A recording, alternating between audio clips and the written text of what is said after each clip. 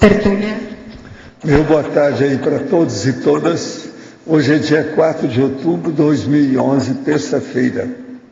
O verbete é de número 2074. Tem 4 páginas, 42 logias e 18 máximos. Eu chamo a atenção que o detalhismo tem 12 máximos. O tema, garimpagem interlocutória. A especialidade, coloquiologia. Quem redigiu o verbete é a nossa veterana, professora Adriana, que está ali firme. Cuidado com ela, porque ela sabe tudo. Definição. A garimpagem interlocutória é a técnica comunicativa na qual a consciência lúcida busca nas conversações firmadas promover a imersão dos conteúdos magnos da bagagem experiencial do interlocutor através da escuta atenta e de questionamentos pertinentes, objetivando o enriquecimento cognitivo mútuo. O preenchimento de lacunas da autopensenidade. O holopensene propício da interassistência mental somática. A extração das preciosidades cognitivas. O senso pesquisístico aplicado aos colóquios cotidianos. O reconhecimento da relevância das heterocognições. A disponibilidade na procura de soluções para as problemáticas próprias e alheias. O incremento do patrimônio casuístico de possíveis ganchos didáticos. A pauta de questões elaborada previamente ao contato com personalidades ou personalidade evolutiva ímpar. Os amparadores extrafísicos inspirando as palavras do interlocutor sensitivo. A interleitura parapsicosférica.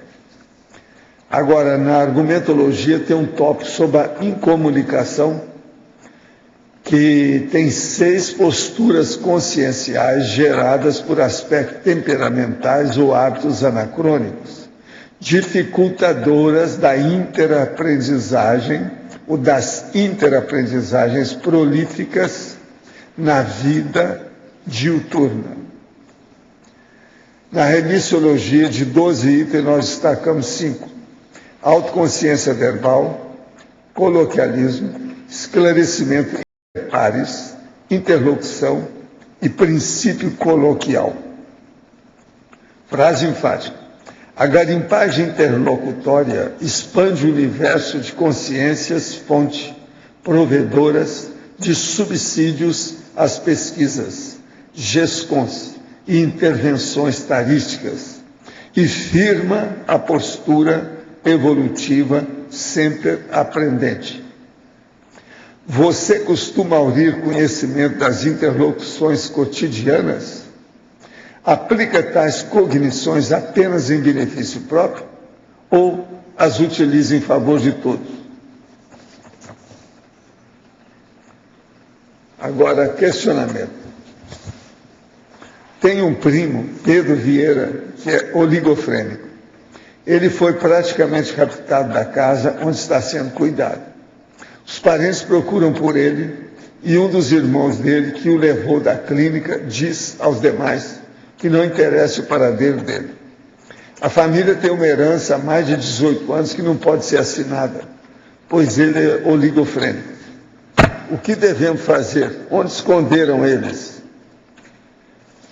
Está pedindo aqui para colocar na TENEPS, nós vamos colocar, vamos ver o que dá.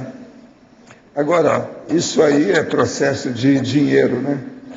O rapaz deve valer uma nota, a assinatura dele. Estão guardando para ver o que dá, né? Coisa de bicho, de família, né? Gostaria de saber a opinião de vocês a respeito da situação em que uma média é incorporada pelo espírito de um médico e faz consultas. Esse mesmo espírito depois vai à casa do paciente e faz a psicocirurgia quando necessário. Que tipo de assistência seria? Como seria isso dentro da cosmoética? Não, isso tudo é assistência que pode estar acontecendo. Agora, precisa de ver. se não é guia cego. Olha os resultados do trabalho.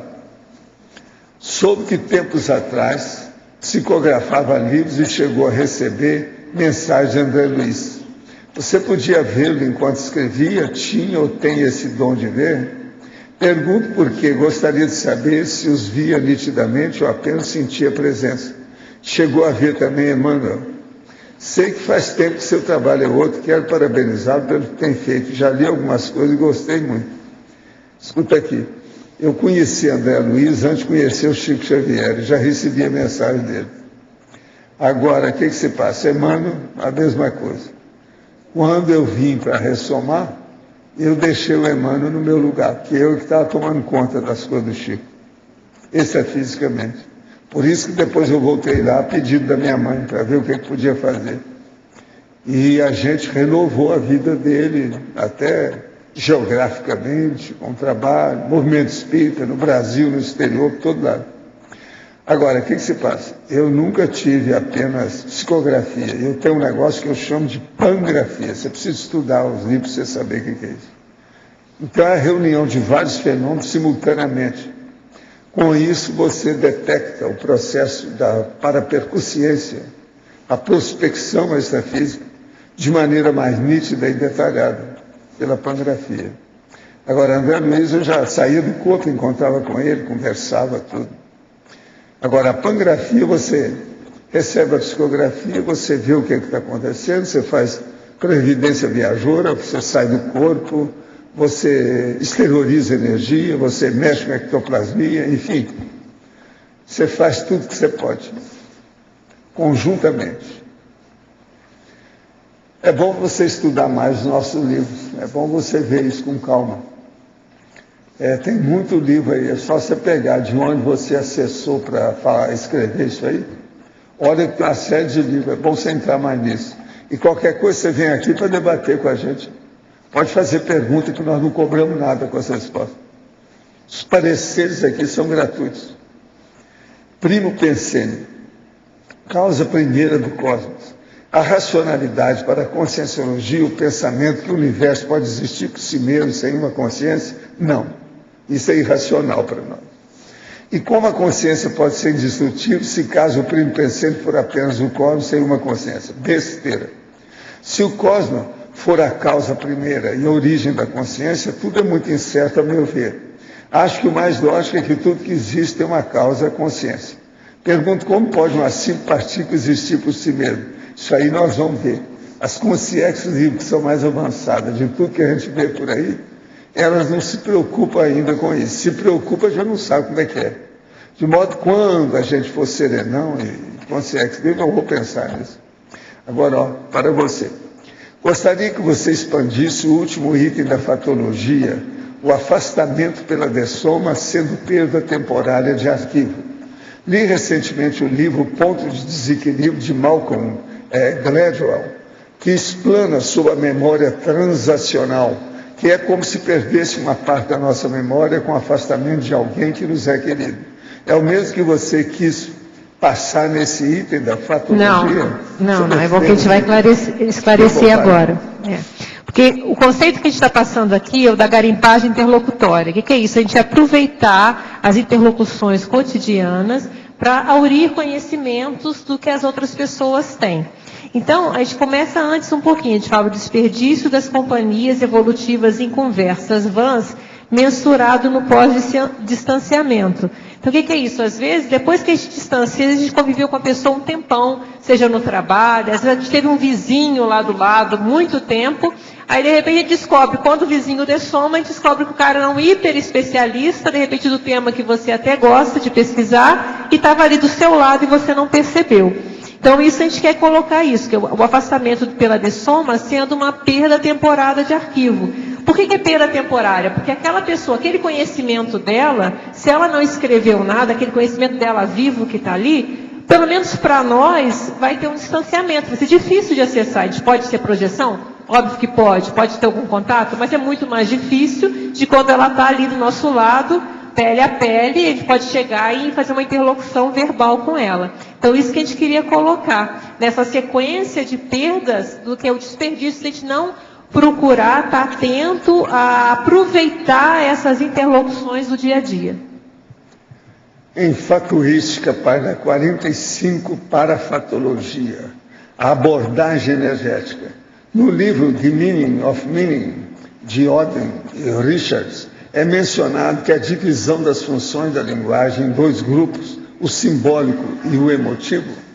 Então, gostaria de saber se na Conscienciologia poderia haver três grupos, o simbólico, o emotivo e o energético, ou a linguagem não teria uma propriedade energética, sendo apenas, no máximo, causadora de sugestão ou auto-hipnose. Não sei se eu entendi bem a pergunta, né? Mas o que a gente trabalha aqui é com pensene. Então, a gente tem o pensamento, ele é indissociado do sentimento, indissociado da energia. Então, esses três elementos que compõem a nossa manifestação. Então, o simbolismo estaria dentro da ideia, dentro do PEN. Se é que eu entendi a pergunta.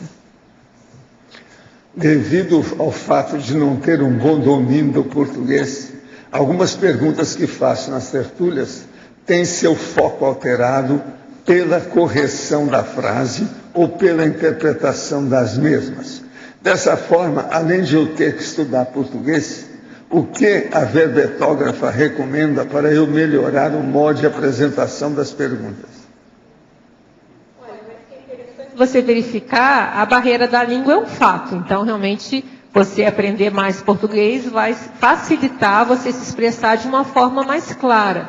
Agora, eu faria para você também fazer uma pesquisa se no dia a dia, mesmo no seu idioma, se isso dá, se você tem muito mal entendido no seu dia a dia. Que aí você tem que melhorar a sua forma. Está muito bom, ele está melhorando. Escrevendo todo dia assim, ele vai acabar aprendendo tudo.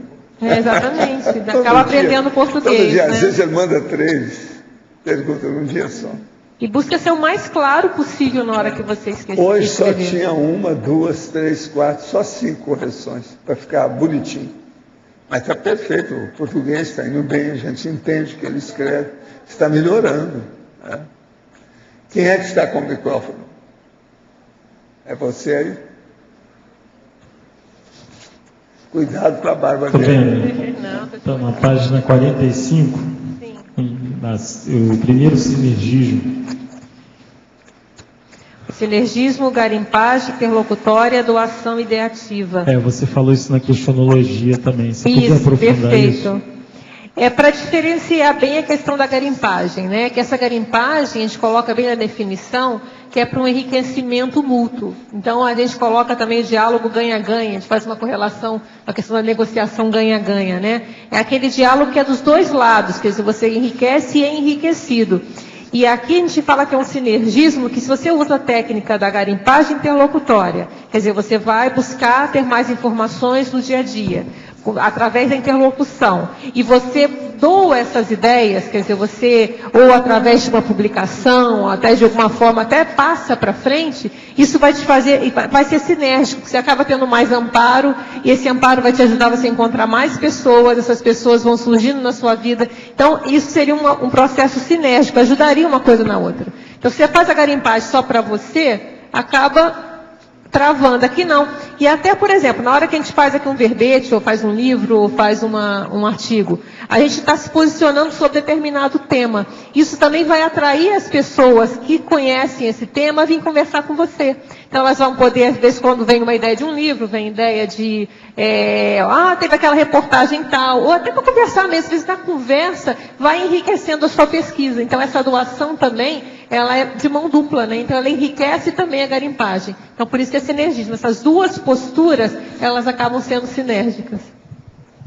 Aqui, na patologia, na página 44, a terceira linha de baixo para cima, depois pula para a segunda, o autopreparo, pré-interlocuções raríssima. Sim, é para facilitar essa garimpagem. Então, um exemplo máximo disso é a entrevista com o serenão, né? Então, por exemplo, se você encontrar um serenão agora, você sabe o que você vai perguntar para ele? Porque senão é um momento raríssimo, né? Apareceu na sua frente, você vai pensar, o que eu vou falar agora? O tempo passou, né? Já foi, né? Então, esse é o exemplo extremo, que é o ideal, Mas outra, você vai conversar com um especialista em alguma coisa. Se você tem aquele apriorismo técnico, que a gente fala depois, né? Se tem mais ou menos a ideia do que você vai perguntar, fica mais fácil. Essa conversa, ela vai ser mais produtiva. Se você tentar na hora pensar o que você vai perguntar, é mais complicado, se você for super esperto, mas mesmo assim, se você vai antes, já refletiu sobre o tema, isso vai facilitar muito mais. Então, isso que a gente queria dizer. E por isso que a gente falou, a personalidade, como é que fala? A interlocução raríssima, tem a ideia também da amizade raríssima, né? Aqui, o apriorismo técnico, a pauta de questões elaborada previamente ao contato com personalidade evolutiva ímpar. Correto. Agora, na própria fatologia, a sexta linha, aqui na página 44 mesmo, né, agora de cima para baixo. Tá. A habilidade para manter a conversação em mão dupla. Sim, tem pessoas que têm mais que outras, né? Que essa habilidade, tem as pessoas que são mais a famosa boa de papo, né? E quem é bom de papo, geralmente é bom de escuta também, não é só bom de falar. Porque um diálogo que só uma pessoa fala, ninguém aguenta. Então, aí a pessoa não é boa de papo, tá certo? O bom de papo é lá e cá, é lá e cá. Então, ela fala, ela ouve, ela fala, ela ouve. Então, isso é uma habilidade que algumas pessoas têm mais que outras. E até a ideia da garimpagem é dizer que isso tudo tem técnica. A gente fala assim, tudo tem técnica, né? Essas pessoas têm uma técnica. Por que a gente não vai tentar aprender com elas? É ficar observando. Então a gente vai aprender e a gente vai se tornar até mais habilidoso nessas coisas. Agora, essa habilidade, ela supõe que a pessoa dê espaço para outra falar. Mas, sim. E a outra também, né? Talvez seja. Tem gente que, não sei se você já começa a perceber no seu dia a dia, tem aquela pessoa, uma pessoa que você considera que é boa de papo. E aí você começa a observar essa pessoa, como é que ela faz. Ela tem o espaço, ela sabe falar, e às vezes ela sabe instigar o outro a falar. Ela sabe, que a gente fala o que é a garimpagem? Por isso que a gente tem ideia de garimpagem, né? A garimpagem você vai pegar aquela pérola. Então a pessoa, se ela tem habilidade, ela consegue, no papo, até que aquela pessoa consiga expor aquilo que ela sabe mais. E que é bom para ambos, entendeu? Mas a pergunta é em função de que essa habilidade tem que ser das duas. Porque se não, tiver isso eu tô querendo de uma só, como pergunta. Não, entendi o que você está falando, Arlindo, mas a minha ideia é o seguinte, essa habilidade, se uma pessoa é muito boa de papo, ela consegue, obviamente, se for duas boas de papo, melhor ainda, né? Mas se a pessoa é boa de papo, geralmente ela consegue, como é que fala, tirar a minhoca do cimento, entendeu? Ela tem essa facilidade, que aí eu estou falando da técnica da garimpagem, né? Ela tem essa facilidade também de ajudar esse outro, que mesmo que não seja bom de papo, a se tornar tornar essa conversa mais produtiva.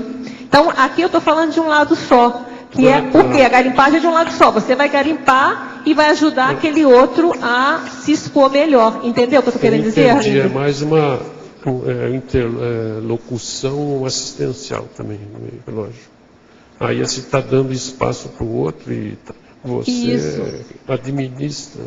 E aí tem uma série de técnicas, né? Eu começo a observar as pessoas. Você tem aquela pergunta quebra-gelo, que ela é importante também. Então a pessoa faz um quebra-gelo, pergunta, vai sentindo. Tem a questão da energia também, que não é só a parte da interlocução, tem a parte energética também, né? A questão do acolhimento energético na conversa. Então tem uma série de itens e de elementos que compõem esse bom papo, né? Essa boa conversa, essa conversa produtiva. Então, ok, obrigado. Tá? Por favor, não entendi na principiologia o que significa o princípio da cobaiagem consciencial recíproca e também o princípio de para tudo haver técnica. Tá. Esse princípio da cobaiagem consciencial recíproca, até tem verbetes aqui da professora Neida falando disso, né, da questão da cobaia.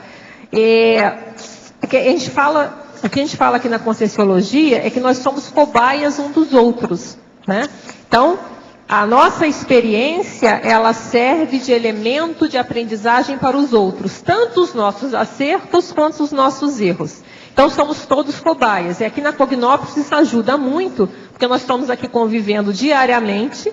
Então, isso facilita essas observações e essas interaprendizagens. Também tem o verbete da professora Mabel, que está lá na remissiologia, que é o esclarecimento interpares, né? Então, essa cobaiagem é isso, é esse princípio de haver essa cobaiagem consciencial recíproca. E ao mesmo tempo que eu sou cobaia do meu companheiro, ele também é cobaia meu.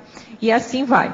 E o princípio de para tudo ter técnica é um princípio até que o professor Valdo que sempre fala, ele sempre dava exemplo do copo d'água, né, que até para beber água tem técnica. Ele abria o copo d'água e colocava que você, em vez de você colocar a boca naquela parte de plástico mais suja, você punha na parte de baixo da parte da lâmina, né, que estava ali em cima, que era mais protegida, mais limpa. Então, por que esse princípio está aqui? Porque se tudo há técnica, se a gente parte desse princípio da Conscienciologia, que é a técnica para tudo, o que acontece? A gente vai passar do princípio que toda competência tem uma técnica. Mesmo que às vezes as pessoas usam aquela técnica sem saber, já entrou no sangue, né? Tem uma que eu falo pior, né? Que o povo fica implicado. Qual que é? É espirro. A pessoa verdade, não quer espirrar. É verdade. Se ela não quer espirrar, tem que anular o reflexo do espirro. Se ela fizer isso, conforme o tipo de nariz, ela arrebenta o tímpano. Se ela fizer assim, ela não espirra. Então veja, é apenas a mudança, ó. Que assim, ó, passa tudo que tiver qualquer coisa aí, não está tampando as narinas, as coanas. Agora, se fizer isso, conforme o nariz, tampa tudo. Estoura o tímpano. Isso é técnica de espirrar. E a técnica de sexo? E a técnica para comer, alimentar? E a técnica para dormir? Tudo tem técnica. E a vovozinha vai bem? Até para conviver com a vovozinha precisa ter técnica. Não, estou só lembrando como é que é. Em detalhinho, página 45, Principiologia, terceira linha. Poderia expandir o princípio assistencial da não acepção de pessoas? Assim, se você parte do princípio, então, que para tudo tem técnica. Então, aquelas pessoas que são competentes em alguma coisa, elas têm uma técnica para isso. E você pode, então, se observar bem e até perguntar para ela, você vai aprender essa técnica que ela tem. E parte do princípio, então, que todo mundo, que é aquele anterior, né? Que toda consciência tem algo a ensinar e aprender. Todos nós já vivemos muito, mas muito. Então, a gente ensina o tempo todo. Alguma coisa a gente sabe fazer bem. Ou até a gente vai aprender também com o que a gente faz errado, mas a gente sabe alguma coisa. Então, com isso, não tem mais razão de ser acepção de pessoas, que é aquele elitismo, né? Ah, com fulano eu não vou dar bola para ele, porque isso aí não tem nada não, isso aqui não, ele não tem nada a me oferecer. Que aí entra a questão até do outro verbete, ignorância ignorada, né? Muitas vezes ignorância ignorada é isso, a pessoa acha que ela já sabe tudo, então, ó, fulano não tem nada a me oferecer, banana para ele. E a gente está querendo mostrar que não é isso, né? Que na verdade... se você acha que todo mundo está aberto, todo mundo tem algo a ensinar a aprender, não tem razão de ser você fazer acepção de algumas pessoas. Essa pessoa não me interessa. E se ela é consciência, ela interessa, porque pelo menos ela tem algo. Se você estuda Conscienciologia, você tem algo a aprender com ela. Ontem, ao pedir conselho sobre meus distúrbios de sono, o senhor disse haver assédio relacionado ao meu passado de guerras e que eu esquecesse o belicismo. Dito isso, pode parecer que sou favorável aos conflitos armados, ou mesmo que faça apologia das armas, objetos que temo e abomino e dos quais jamais sairia em defesa. Nascido entre livros, formado em letras e atualmente tirando deles meu sustento, nunca tive qualquer fascínio por armas, muito menos pelo propósito a que se destinam, sendo que meu interesse por guerras nunca passou da mera curiosidade intelectual e histórica. Quando, em agosto, conversei com o senhor na holoteca, o senhor me disse que estava tudo bem comigo e que eu era dos melhores que tem aparecido por aí.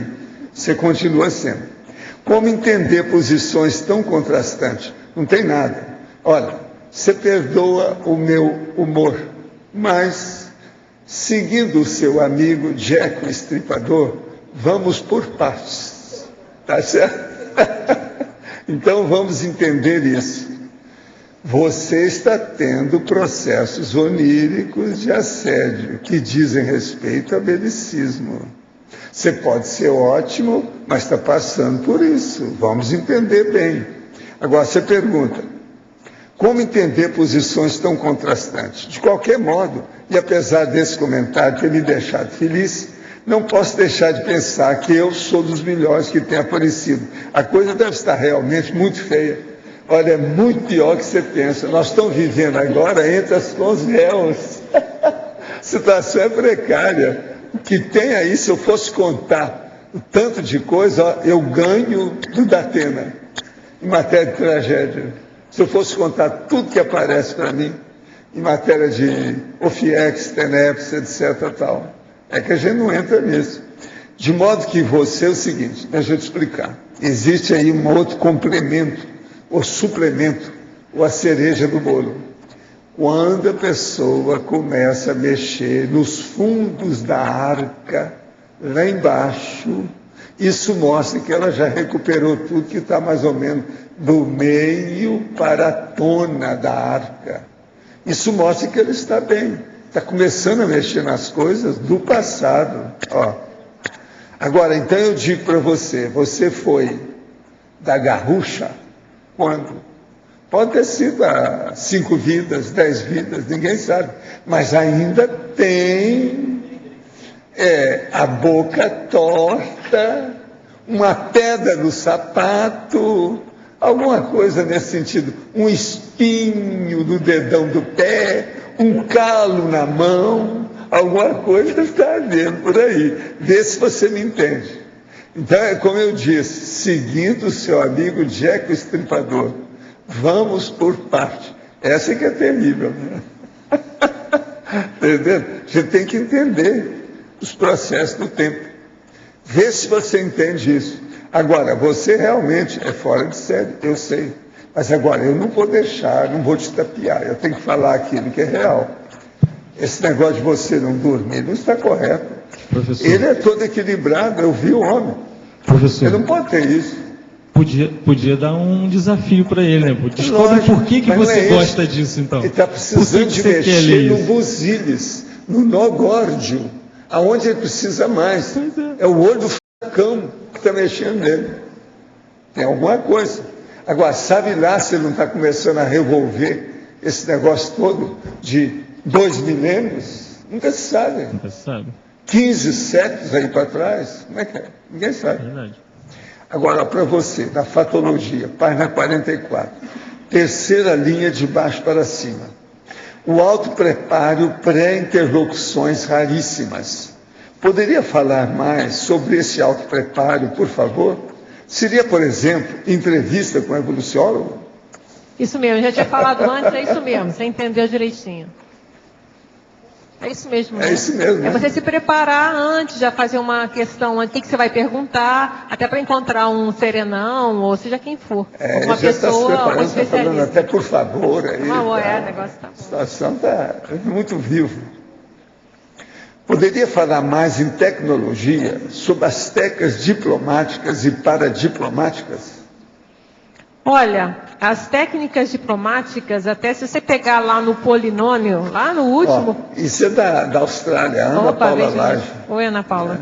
É que justamente na questão da garimpagem é necessário, você não vai também ficar puxando o tempo todo a pergunta da pessoa, como fosse uma entrevista, ninguém aguenta, né? Então isso tem que sair uma coisa que sai naturalmente. Então aí entra a questão da diplomacia, até para você ter o desconfiômetro também, né? Tem outro princípio depois que fala, o princípio cosmoético do respeito ao silêncio alheio, né? Às vezes a pessoa não quer falar mesmo. Ou, se você pegar lá na código, né? O Código Pessoal de Cosmoética é calibrando o autodesconfiômetro quanto aos limites da privacidade alheia. Então, isso não é a questão que a gente até coloca da fofoca, que a pessoa fica instigando para querer saber uma informação. Então, esse limite é muito sério.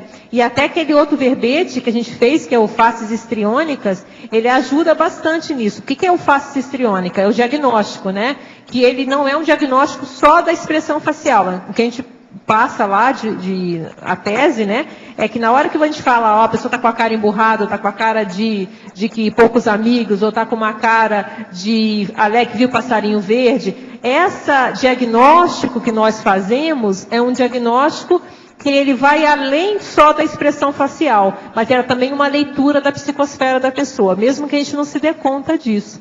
Então, na hora que a gente está mais atento atento ao outro, esse olhar o outro, a gente vai também saber o limite. Aí entra a diplomacia, né? De você saber a hora que é para você falar e a hora que você não está agradando, a hora que você vai ficar mais na sua.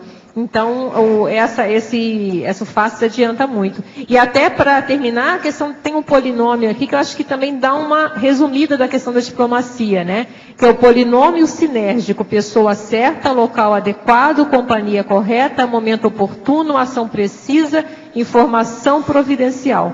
Então, essa atenção a todo esse contexto ajuda na questão da diplomacia, na forma de você saber como falar, a hora que falar, o momento que falar, que a pessoa está mais até aberta para você ter um tipo de interlocução desse tipo.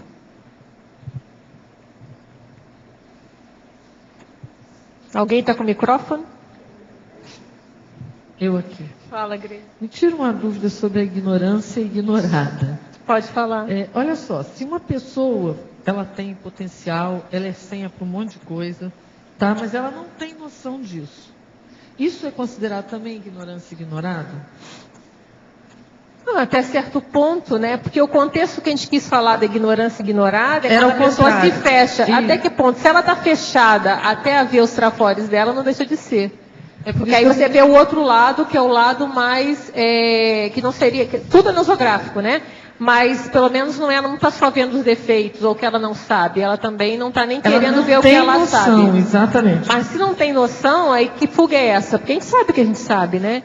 Então é mais sério ainda, quer dizer, o que está tendo esse bloqueio? O que impede? O que está fugindo, né? Porque é uma fuga.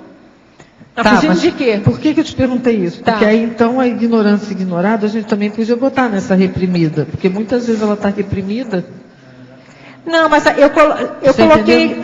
Mas sabe na o que 47. Pois é, porque eu acho diferente. A reprimida, se vocês colocar, eu busquei colocar facetas bem diferentes aqui, tá? Isso, sim. Por exemplo, na reprimida é a postura fechada em copas. É a autoexclusão, é o tímido, é aquele que não quer, ele se fecha de tal maneira, não necessariamente ele não sabe o potencial dele. Isso que você falou não necessariamente está aqui. Pode até ser um outro tipo que a gente não pensou.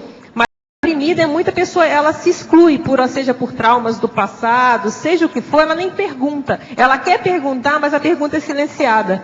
E ela está se limitando a esses estímulos. Então, isso aí, a razão disso aí, cada um tem que ver aí o seu passado, o que é. Então, é bem diferente, por exemplo, do arrogante. O arrogante é mais ignorância ignorada. Eu já sei. Mas não era essa ignorância que eu estou Entendeu? falando. Eu sei. Mas por isso que eu estou falando, você já fez um outro viés da ignorância ignorada, mas até isso que você falou não é repressão. Tá. Eu não vejo como repressão. Sim. O que você falou é o seguinte, a pessoa ela não vê. Se ela não vê, é estranho, eu teria que estudar mais, até refletir mais sobre isso. Mas se ela não vê, não necessariamente, entendeu? Não necessariamente ela está reprimindo, ela não quer ver. Aí pode ser fuga, pode ser distorção perceptiva, sei lá. Não necessariamente é a repressão, entendeu? Agora, onde entraria esse outro, teria que pensar. De qualquer jeito, ela vai ficar nessa coisa da incomunicação. Vai ficar Concorda? Não necessariamente, porque você está falando dela mesma, é ela com ela não vê um para fora dela. Eu não entendi ainda onde entra a comunicação. Se ela não vê isso, ela não vai nem tentar fazer nada ali, ou até ajudar outra pessoa, porque ela não acha que ela é capaz. Ela não acha que ela tem condição de estar ali fazendo essa comunicação, de expor alguma coisa que ela já sabe. Aí teria que pensar aí a embotada, sei lá, teria que pensar o que seria isso, né? Que ela está num nível de, não deixa de ser reprimida também, mas que eu não encontrei. Mas nada ela na assim. verdade ela está totalmente omnubilada, não quer. Mas é estranho, né? Porque a gente conversa. Sabe o que eu estou achando estranho? Não está batendo aqui na minha cabeça? É porque a gente conversa, é impossível você viver sem falar com ninguém, né? Então você fala com alguém, a pessoa pode achar que ela não vai falar, de repente com determinada pessoa ela se sente reprimida com o Zezinho lá, que ela acha que sabe mais. Mas ela fala com outro colega, ela tem que ir lá na hora da padaria, vai ter que comprar um pão, vai ter que falar. Então, a interlocução, ela faz parte da vida. Ela pode estar reprimida, às vezes, de falar com alguém, mas com todo mundo acho muito difícil. Aí a gente entra no autismo, já é parapatologia, já é outra história, entendeu, ô Grace? Mas vamos pensar mais.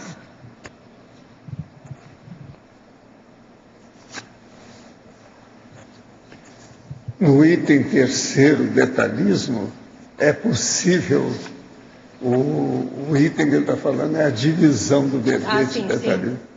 É possível ler-se em codigologia a seguinte frase: o Código Pessoal Cosmoético, CPC, calibrando o autodesconfiômetro quanto aos limites da privacidade alheia.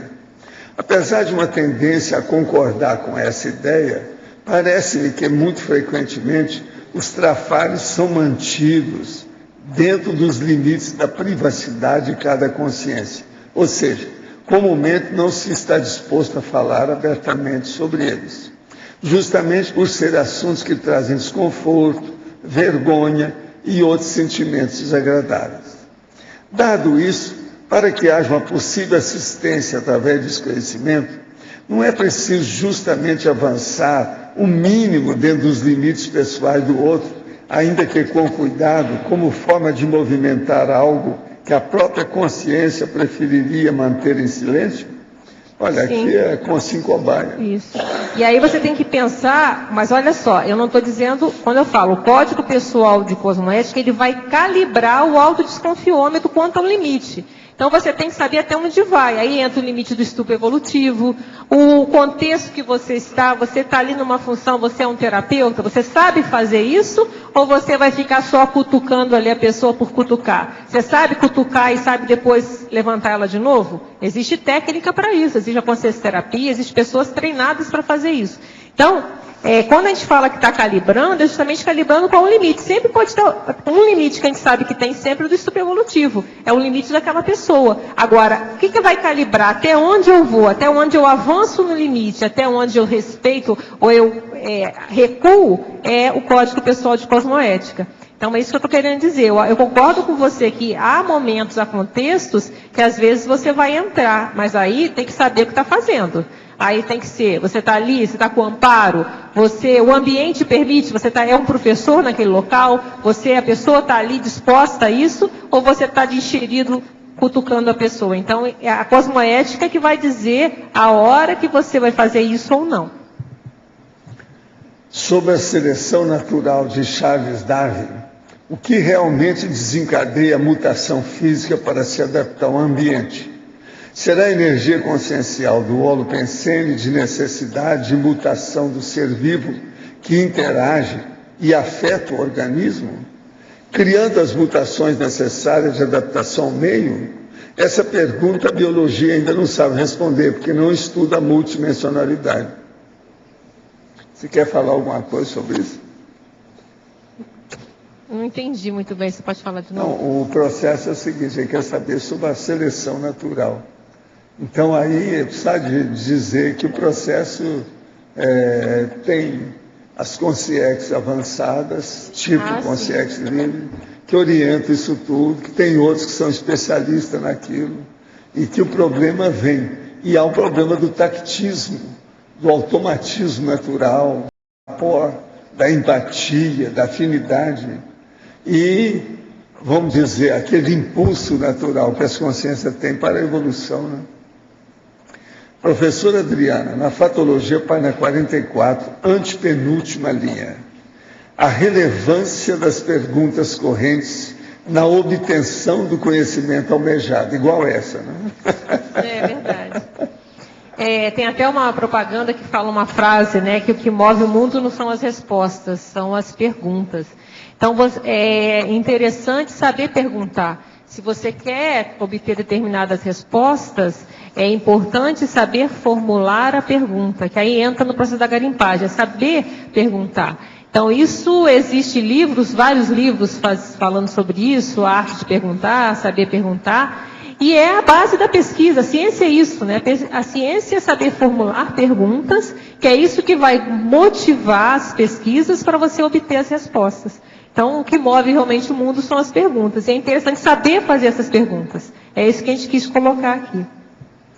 Em Interaciologia, página 45. Poderia ampliar a interação acervo cognitivo, memória, criatividade? Sim. A gente está colocando 3 itens aqui que são importantes, né? Primeiro, o acervo cognitivo, o cabedal de conhecimentos que você tem, que sem memória não adianta nada. Então, você tem que ter esse acervo, mas você tem que ter a memória para conseguir recuperá-lo na hora, uma boa memória, para você recuperar esses conhecimentos na hora que você precisa. Isso tem uma relação direta com a criatividade. Porque a criatividade, o que é? Você tem uma série de dados, de informações, e você consegue associar essas informações de uma forma inusitada e criativa. Então, aqui eu lembro muito, quando eu escrevi isso aqui, eu penso muito naquelas personalidades que a gente chama que é o MacGyver, né? O que é o MacGyver? É aquela pessoa que ela tem uma resolutividade prática muito grande, a pessoa consegue, raciocinar ideias, e ela tem realmente um acervo muito grande de informações, e esse acervo de informações ela consegue associar e ser efetiva e prolífica nisso e dar uma resolução rápida a alguma problemática. Por exemplo, o Mário, o Chicão, o Arthur, o Roberto.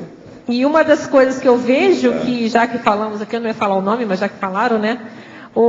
É a questão essa questão da garimpagem interlocutória, eu vejo que ele faz muito, o Mário, sabe? Vai um prestador de serviço lá em casa, ele vai no papo, não sei o quê, então ele tem um acervo de conhecimento, assim, do arco da velha, que dizem, né? Ele pega umas coisas lá não sei onde, não, porque ele conversou uma vez com fulano não sei onde, ciclano não sei onde, e vai juntando as informações. Né? Você está aposentado desse serviço? Não, mas isso é para tudo, né? Não é só nessa área, é em tudo. Então, tem algumas pessoas que são extremamente fazem isso muito bem. Meu filho estava com a ideia de passar por discernimento. Aí todo mundo está fazendo uma força danada. Que legal. Vai ter um lá. Imaginou? Chave. O tempo todo vai ter uma chave na mão para resolver as coisas de informática, o negócio todo. O rádio né? Como aplicar a técnica diplomática quando alguns colegas marcam se encontrar para algum evento onde os assuntos somente são Big Brother, capítulo anterior da novela. É com você. Bem, aí é aquela história que a gente coloca aqui, né? Vamos até falar aqui, ó. Na conversa oca, conversa vazia, falação sociosa, papo furado, lenga-lenga, lero-lero. Quer dizer, é uma conversa que não vai levar nada a lugar nenhum, né? Agora você tem que ver. Existe o limite da socialidade, existe a hora de você ter esse papo sobre o tempo, né? A questão é você ficar o tempo todo nisso. Tem horas que até para quebrar o gelo, né? Você vai falar, e você fala aquelas bobagens ali para fazer um mínimo de sociabilidade. Agora tem um limite. Se você vai ficar a noite toda só falar disso, é complicado. Então aí você tem que ver como é que você faz o uso do seu tempo. Aí você vai ter que ver, avaliar. E às vezes as pessoas também, há um hábito, né, social de falar esse tipo de coisa. Futebol, mulher, moda. Mulher fala de moda, homem fala de futebol e de mulher. E fica isso meio lugar comum. Às vezes, tenta colocar os outros papos lá no meio, às vezes dá certo, às vezes cola, né? Quem sabe? Tenta. Mas em homenagem às nossas amigas, a gente dá 10 minutos para isso só, né? Sim, por favor. Mas às vezes tenta colocar outras informações ali, pega os papos às vezes eu preciso falar dessas coisas para poder combater essas coisas. Às vezes isso também. Às vezes é necessário. Tem por onde. Eu até peguei aqui o verbete do Felipe Mansur, teve um parágrafo que eu tinha gostado muito, né? Gostei muito, né? Que ele fala na culturologia, ele fala assim: a cultura do barzinho, onde jovens se reúnem para exercer a convivialidade através do umbilical chakra, inevitavelmente será substituída, em futuro próximo, pela cultura do debate intermissivo, no qual a convivialidade será exercida através do mental soma, ampliando os efeitos intermissivos e eliminando problemas enfrentados pela juventude nos dias atuais. Quer dizer, tem que ter uma mudança de mentalidade, porque hoje é muito lugar comum mesmo, as pessoas não sabem pensar diferente. Então, às vezes, você vai conseguir mudar aí um pouquinho, quem sabe? Na página 45, em numerologia, o ato de pensar as pérolas negras cognitivas. Você pode clarificar isso um pouquinho? Qualificar, que você falou? Qualificar, sim. Olha só, nessa numerologia, tem duas numerologias, né? A primeira, eu estou explicando a garimpagem aqui, né? Então, eu posso falar as outras só para clarear, né? Então, vou começar aqui, ó. O ato de enxergar os trafores intelectuais. Se você está querendo garimpar alguma coisa, você vai detectar, você tem uma questão do traforismo. Você vai ver o que aquela pessoa tem de trafor. Outro, o ato de detectar as competências teáticas. Pode ser a competência que ela tem. Então você, às vezes, na conversa, vê, pô, essa pessoa é boa nisso. Então vamos explorar um pouco isso, vamos conversar. E as pessoas gostam de falar daquilo que elas sabem. Né? É interessante, elas se sentem também valorizadas. O ato de evidenciar os conhecimentos primordiais, que aí na conversa você conseguir trazer aquilo que é importante, aquele conhecimento que vale a pena. O ato de propiciar as permutas informativas, que então entra aquela história que a gente falou antes do bom de papo, né? O bom de papo, ele consegue isso, ele consegue propiciar essas permutas informativas, ele facilita, ele tem essa habilidade. O ato de pinçar as pérolas negras, que é a garimpagem propriamente dita, né?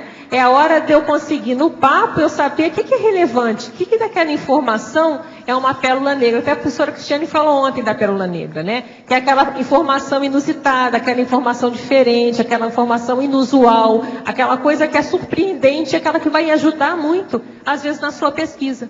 E às vezes a própria pessoa não sabe que ela sabe aquilo, que aquilo é relevante. Às vezes para aquela pessoa aquilo é tão comum, é tão óbvio, ela domina tanto aquilo, que para ela aquilo é uma bobagem. Aí entra aquilo que a Grace falou, né? A pessoa nem valoriza que aquilo é um super trafor que ela tem, ela acha que todo mundo tem aquilo. Então, às vezes, pelo nível de obnubilação, às vezes não tem muita... Não se tocou. E, às vezes, através da garimpagem, você pode até mostrar para ela, pô, mas isso aqui é muito sério que você sabe fazer, olha, isso é muito bom. Faz um verbete, né? Sou especialista em falar isso, faz um verbete disso, escreve isso, né? Então, vamos pôr isso para frente, vamos pensar mais sobre isso. Essa ideia é boa. Às vezes você conversa, a pessoa fala, poxa, mas essa ideia é muito boa, isso dá um verbete. Né? Então, às vezes a gente fala, ó, dá um verbete, faz aí, escreve, faz um livro, faz alguma coisa. Essa ideia é muito boa. Então, essa capacidade que eu estou querendo é você pensar essa pérola negra cognitiva e não necessariamente você vai pegar aquela pérola para você. Você vai mostrar para aquela pessoa, olha, isso aí é bom, olha, você está pensando que isso aí não? Olha, isso aí dá samba, como diz, né? Isso aqui dá ibope, isso aqui vai ajudar as pessoas. Tá? E aí, só para terminar então, né, o ato de patrocinar as aprendizagens recíprocas e o ato de sustentar as interlocuções taríticas. Porque ela tem que ser sustentada, não só através do diálogo, mas através da energia também, né? Aí entra desassédio, uma série de coisas para você também sustentar aquela comunicação num nível de esclarecimento. Tá? Adriana Alzira aqui. Pode falar, Alzira. Na página 46, na segunda linha, o polinômio sinérgico, pessoa certa, local adequado, companhia correta, momento oportuno, ação precisa, informação providencial. Sim. Como que ocorre isso? É por escolha pessoal? É por amparo de função? Como que você vê esse polinômio? Olha, esse polinômio é até um polinômio bem... ele aparece bastante na enciclopédia, né? Então, até a gente deu o exemplo da questão da diplomacia aqui, né? Isso que eu vejo é o sinergismo, é a pessoa, como a gente fala, polinômio sinérgico, né? Então, às vezes, aquela confluência, aquela conjuntura se dá. Então, isso é o ideal, é a condição que a gente fala que é ideal. Então, às vezes, quando isso junta, é a hora que você vai aproveitar. Então, às vezes, é aquela pessoa que aparece do nada. Até a professora Cristiane ontem falou a questão das sincronicidades, né? Até teve sincronicidades aqui ontem. Então, às vezes, dá aquela sincronicidade, até ela comentou a questão do livro, está estudando uma coisa, o livro aparece na sua mão. Então, às vezes, você está estudando alguma coisa, aparece um super especialista do seu lado. Você senta em algum lugar, chega lá numa sala de espera, e aí, poxa, o momento certo, a companhia correta, o momento oportuno, a ação precisa. Então, você está atento a esses movimentos que não são só intrafísicos. Às vezes, é um amparador que te ajudou aquele contexto ser feito para você adquirir algum tipo de informação, que provavelmente não é só para você, aquilo você vai repartir depois para mais pessoas. Então, eu vejo, Alzira, que isso aqui é a questão da sincronicidade, entra muita coisa que é difícil a gente avaliar, né? A sincronicidade é uma das coisas mais difíceis que tem para estudar, mas eu acho que isso aqui é questão de sincronicidade e sinergismo. Ó. Pessoa certa, no local adequado, a companhia correta, o momento oportuno, a ação precisa, com a informação providencial. É identificar isso aqui, eu acho que é a base da TAB, é saber a hora de falar. Que aí entra a questão da diplomacia, a questão de oportunidade, da oportunidade, aproveitar aquela oportunidade que se abriu ali. Sim, fala. Usando essa técnica aí, você já pensou que a preceptoria verbetográfica podia ser assim? Como assim? Fazer uma preceptoria verbetográfica, porque o negócio agora é preceptoria, Eu tô vendo você já que você tá sabe, gostando né? aí, Já Zé. estou gostando desse negócio, eu gostei. Mas aí, olha lá, ó, Dulce. Uai, mas vocês também? Também, mas todo olha mundo. só, ali, Mas ali faz que uma é preceptoria, dá uma boa grana, viu? Então, Para ó, montar IC, para estruturar ali, ó. vem aí. Hã? Passo a palavra Mas, ao especialista. Na equipe de revisão de verbetes já tem esse serviço de preceptoria. Se o verbetógrafo tem interesse nisso, é só procurar a equipe, inclusive, principalmente para quem fez o programa, né? A professora Rosa tem uma equipe que ela coordena para ajudar esse tipo Mas de aí a demanda. pessoa ainda nem começou, quer começar também, entendeu? Não, mas tem essa opção. Escuta, Grace, mas é escuta. bom você participar disso. Até eu já tive vontade de me inscrever nisso. Vale a pena. É isso, Rosa, eu já fiz isso, sei o que é, mas eu estou te falando sabe? Mano a mano, vocês com uma pessoa. Mas Grace...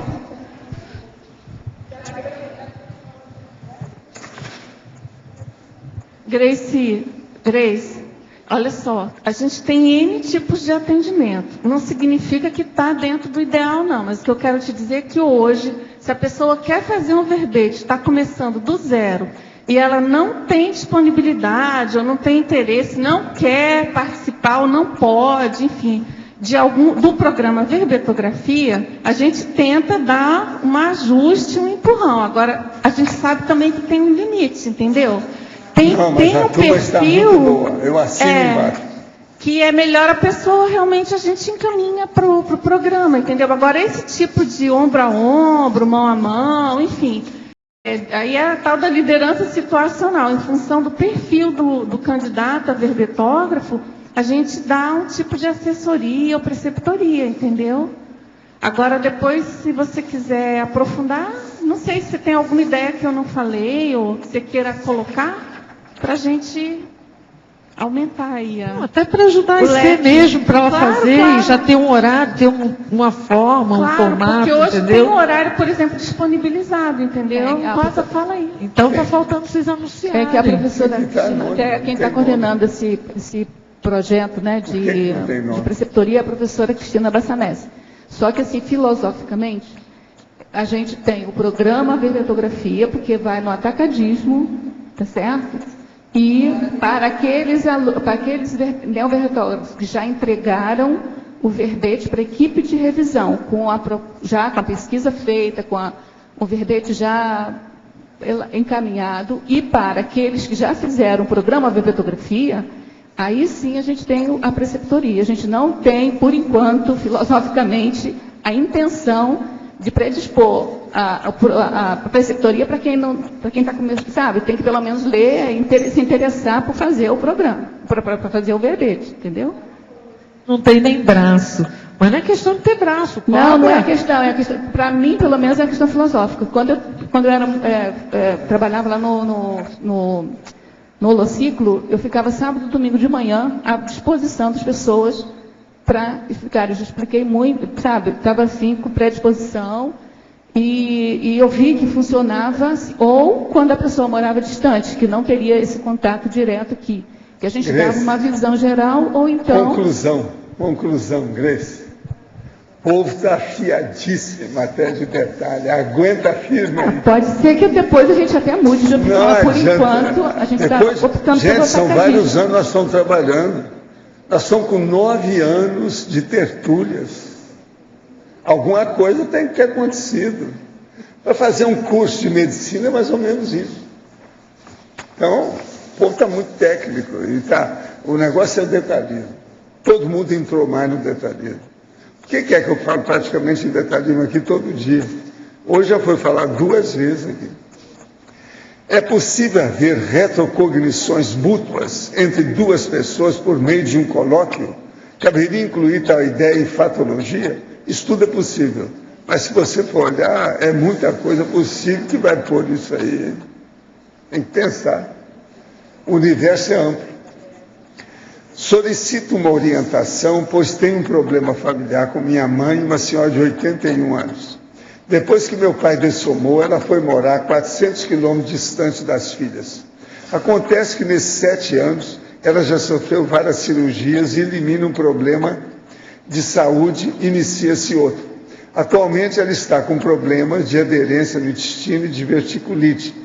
Tem cólicas, liga para mim chorando, desesperada, mas não quer vir morar comigo. Está me deixando desequilibrada, pois não estou desempregada. Pois como estou desempregada, vou à casa dela a cada 15 dias e não consigo resolver minha vida.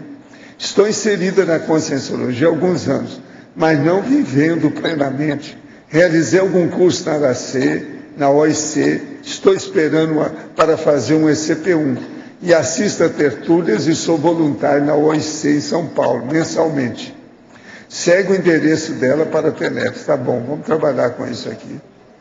Agora, o problema é o seguinte, esse caso da pessoa nessa idade ter muitas cirurgias, problemas, transtorno, distúrbio, isso é normal. Com 80 anos, já é a 4ª idade cronológica, a pessoa tem no mínimo 7 comorbidades, pelos meus estudos, que é o meu caso, por exemplo. Mas, estou agindo, estou trabalhando. Já fui à Foz 3 vezes e não tive coragem de conversar com o senhor. Agora, assistindo esse verbete apresentado pela Adriana, eu decidi que na próxima vez que for a Foz, irei conversar com o senhor. Sei, eu vou guardar seu nome com karma, para a gente entrar no grupo karma. Essa moça deu o primeiro modo de PDT aqui em Porto Alegre, foi muito bom. Já assisti vários verbetes apresentados por ela, e minha admiração cresce cada vez mais. Hoje ela está se superando mais uma vez. Gostaria de registrar meus parabéns para ela, porque sei que toda essa inteligência é fruto de muito estudo, muita disciplina, suar sangue, como o senhor fala. Olha, é mais do que isso, essa aí é terrível.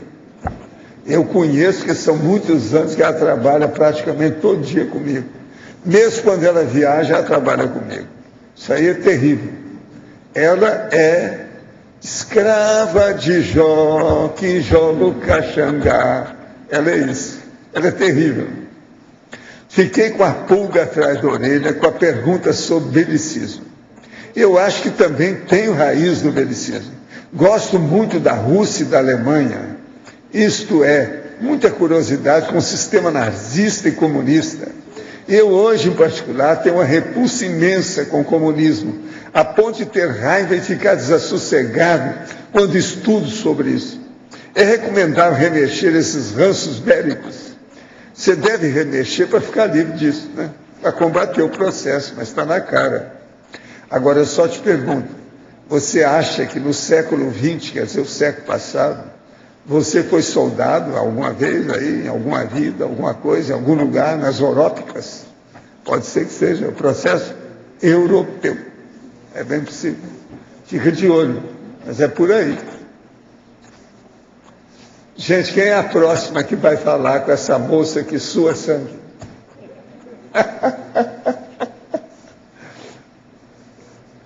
Quem é? Quem é que está com o microfone? Vocês não vão perguntar? Aproveita que a Adriana está aí hoje na Berlinda. É na hora.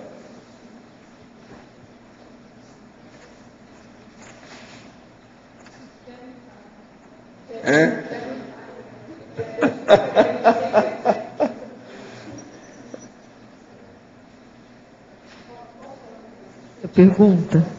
Se ela deixar. Você deixa, Adriana? Olha só. Quando você trabalhou 1 ano ou 2 lá, que você veio para o Rio, montou aquele consultório lá, chiquérrimo, você disse que em 1 ou 2 anos você fez o pé de meia, certo? Foi. Pois é. Por essa lógica, se você pegasse e ficasse mais uns 4 anos, já tendo aprendido a fazer o pé de meia, você ia quadruplicar. Eu não precisava trabalhar. Era só começar a movimentar o dinheiro que eu acumulei. Que você tinha e acabou. Não precisava de nada. Ia fazer mais Agora, ainda. eu não fiz isso. Isso. Eu não movimento meu dinheiro. Isso. Peraí, deixa eu chegar aí. Ele é estático para fazer meu pé de meia, por quê? Por que eu fiz esse pé de meia? Não fica pensando também por causa da minha sobrevivência, que eu estou pouco ligando para isso. Eu sou capaz de arranjar dinheiro do buraco, da pedra, do granito, até do fundo do mar. Depende do que é. Eu tenho facilidade nesse processo. Mas a gente... Agora, o que é? Por que é que eu juntei o dinheiro? Porque, presta atenção, eu queria fazer enciclopédia e depois publicar a enciclopédia no fim. Se não tivesse dinheiro, eu ia colocar meus imóveis em cima disso. Agora, atualmente, eu já estou estudando o jeito já de repartir os imóveis. Porque eu estou vendo que agora tem os amigos da enciclopédia, tem uma série de coisas. Eu tenho conversado muito com o César para apoiar o processo da IEC. A gente tem um plano diferente, outro nível. Então mudou tudo. Continuando dentro dessa lógica, se você tivesse para ficar mais 4 anos, você tinha dinheiro suficiente até para montar toda a Conscienciologia, se quisesse. Não, mas eu não iria fazer isso. Isso não é o ideal. Isso eu quero, porque a falácia lógica que o povo faz é isso. Ganhou um, como é fácil, depois que aprende a ganhar um, ganhar 10 tá. Agora, por aí, que vou continuar. Que não é o ideal? Se eu, por exemplo, não fizesse reunião nenhuma com ninguém, só pegasse meu dinheiro, fizesse a enciclopédia e publicasse, você acha que seria a mesma coisa? A mesma coisa. Se eu pegasse meu dinheiro e fizesse tudo quanto era instituição por mim mesmo, seria a mesma coisa? A coisa mais importante não é o dinheiro, é consciência, é gente, é o fator social, é o processo do grupo evolutivo, o grupo Dharma. Tempo, talvez se você levasse mais 4 anos querendo ganhar dinheiro, você ia perder as pessoas. Isso eu já aprendi antes de 1100. Isso. Eu levei muito na cabeça. Você está entendendo? Por que eu estou te perguntando isso? Porque a falácia lógica do povo é essa. Se eu ganhei um agora, se eu trabalhar mais 4 anos, eu vou ganhar mais ainda, e aí eu vou poder mas ajudar isso muito. É bobagem. E não chega nunca, bilionário, o bilionário. Quantos eu já encontrei desse jeito? Eu conversando com eles. E quando virou bilionário? Enrolado. Tem bilionário que eu conheci que está totalmente apagado com a vida dele. Aquilo que ele veio fazer, não está fazendo nada. Porque o negócio do dinheiro cresceu tanto na cara dele lá com o negócio, que ele vive preocupado com aquilo de manhã, de tarde, de noite e de madrugada. Então isso é terrível. Verdade. Dinheiro é o seguinte, se você tem alguns milhões de dólares, poucos, se passar daquilo, você já começa a se preocupar. Isso é um problema. E você vai ficar escravo daqueles bens, daquele patrimônio. Isso aí é um problemão. Agora, eu estudei isso demais. Agora, o que eu queria, em primeiro lugar, eu fiz. Quero estudar na Wall Street. E depois eu fui para um banco, que é um dos maiores, que é o Wells Fargo Bank. Eles me deram as lições básicas, eu sou rápido para aprender certas coisas, quando tem interesse. E eu vim no Brasil, estava favorável, eu apliquei tudo do jeito que eu aprendi. Você veja bem, depois eu acabei sendo representante na Bolsa, como procurador de uma grande empresa do Brasil. E eles queriam, tinha gente lá, que era da área financeira, que queria que eu entrasse na sociedade sem dinheiro nenhum, só participando, eles entrando com os milhões. Eu falei, não vou entrar nisso. Isso foi quando eu estava deixando meu consultório, isso foi em 1969. Entende? Mas isso não me interessava. Eu demorei a fazer o consultório, porque eu queria fazer tudo de acordo com aquilo que Sakurai indicou. Por quê? Era o primeiro na América que havia alguém com a técnica do Sakurai. Então, eu sabia que ele mesmo ia indicar. Então, viria gente desses países todos, como aconteceu, que eu ia receber no meu consultório. Então, eu tinha que ter uma sala de visita do Sakurai. Você está entendendo? E mesmo assim, vocês sabem que eu fiz um negócio tão bacana, que o negócio ficava aberto, mesmo com as enfermeiras que eu tinha, que o negócio todo, eu coloquei uma opção de cor, tudo atarrachado, tudo registrado, com obra de arte na entrada, uma salinha que tinha, mas toda cheia de obra de arte. Uma pessoa chegou lá e conseguiu roubar a maioria do material. Agora, tinha coisa, obra de arte pequenininha que eu trouxe do Oriente, que arranjei tudo fora de série. Alguém chegou lá e conseguiu, porque enquanto a gente estava lá dentro, as enfermeiras não viram, a porta ficou aberta, alguém entrou, estarrachou os negócios e levou um monte de coisa. Entende? Aí eu falei assim, não adianta, né? vamos deixar. Mas mesmo assim, isso aí não era nada. Agora, o melhor da história, no meio das coisas que eles levaram, havia uns portrait, que é o processo das molduras muito bem trabalhada do Oriente, e que havia grandes vedetes da China e do Japão que me deram autógrafo com a foto, e cada uma mais bonita do que a outra. Eles levaram tudo. Eu nunca mais pude mostrar as donas que eu conheci, como é que era, tal. Gente que eu até atingi.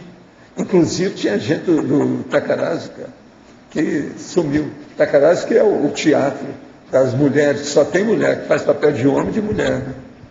Agora, tinha umas lindérrimas, que vocês sabem, chinesa tem umas de fechar o comércio em matéria de plástico. E algumas dessas a gente atendeu, então ela dava foto, né? É costume isso.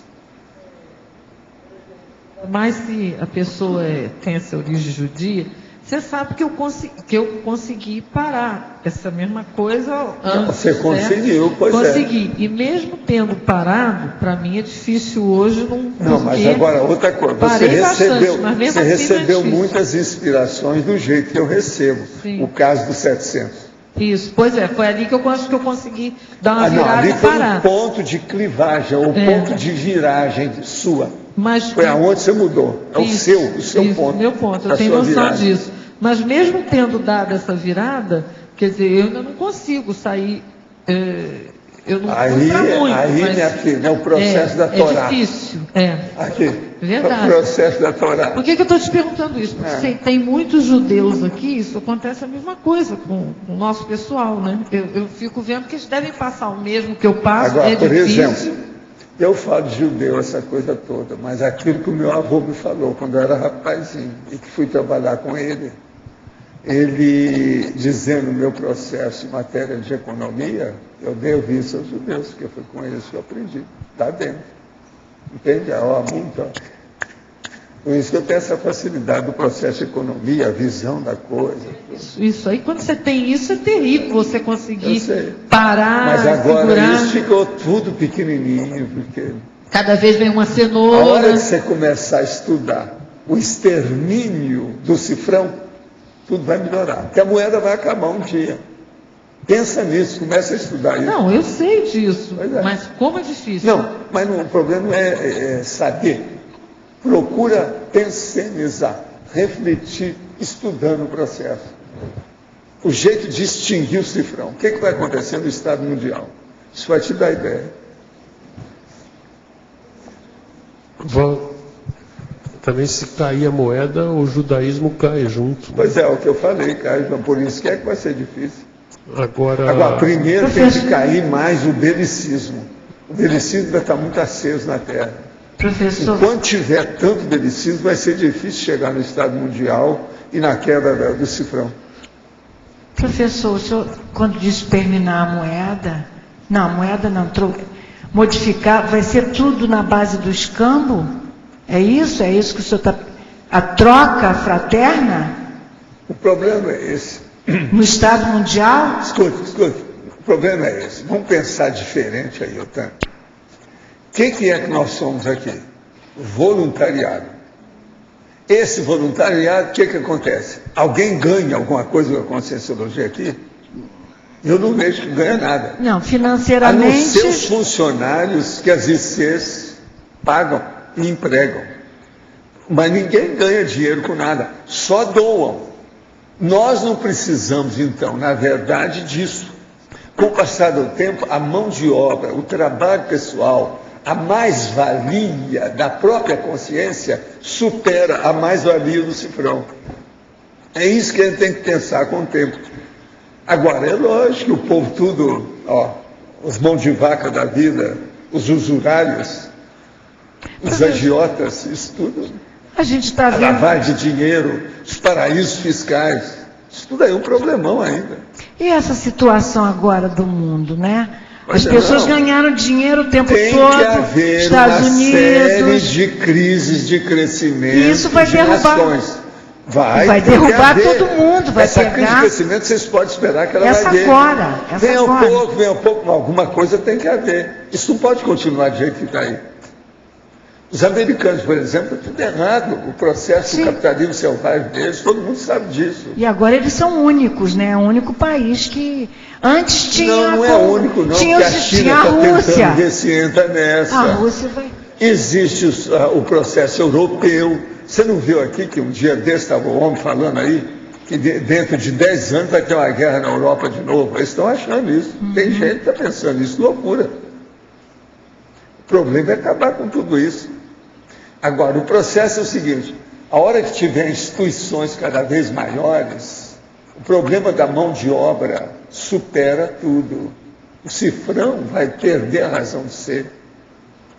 Gente, pensa bem, hoje o dinheiro já mudou todo. Primeiro tinha cartão de crédito. Depois começaram a arranjar o cheque. Depois do cheque, hoje é virtual. O negócio tudo está nessa base. O dinheiro é plástico. Onde é que está o valor disso? Como é que vai ter? Hoje em dia, por exemplo, o processo das commodities, o problema de ouro, platina, diamante, joia, prata, isso tudo é problemático atualmente. Como é que fica isso? Como é que é? Esse negócio é brabo. Agora, por exemplo, às vezes tem aquela pessoa que quer fazer uma coleção. Eu já encontrei uma pessoa uma vez que se apaixonou por uma das notas de dólar, que ele gostou demais. Então ele queria colecionar notas de dólar. Mas você sabe, uma nota de dólar de $100, a pessoa vai colecionar. Se ela começar a arranjar $1 milhão de $100, é muito dinheiro que ele vai precisar ter para fazer uma coleção. Tem isso, tem pessoa desse jeito. Agora, por exemplo, tem coisas curiosas. Por exemplo, eu pergunto para vocês, algum de vocês já viu uma nota de $10 mil? Eu já vi. $10 mil. Uma nota, uma cédula. Agora veja, isso quase não existe por aí afora. Né? Agora eu vi, mas a cédula não era minha, sabe? Eu não sou besta, né? Não sou besta, eu não vou ter um negócio desse, um papelzinho daquele com $10 mil, isso é loucura. Eu vi na Exposição Internacional de New York, em 1965, que tinha a nota dentro de uma cuba enorme, com milhares de cédulas, para quem falasse, na hora que eles abrissem, qual que era o total, que ia ficar com dinheirama toda. E lá tinha, lá dentro, mostrando bem clara a nota de $10 mil. Agora, eu sempre, sou de Minas Gerais, a gente quer saber uma opção de coisa. Cheguei para ele e falei assim, só tem uma? Ele falou assim, é a primeira pergunta que faz sobre isso. Uma já é muita coisa. Esse é um americano em New York falando para mim. Mas só tem uma? Eu quero ver uma coleção, passar assim na mão. De $10 mil. Entende? Então isso tudo é loucura total, né, gente?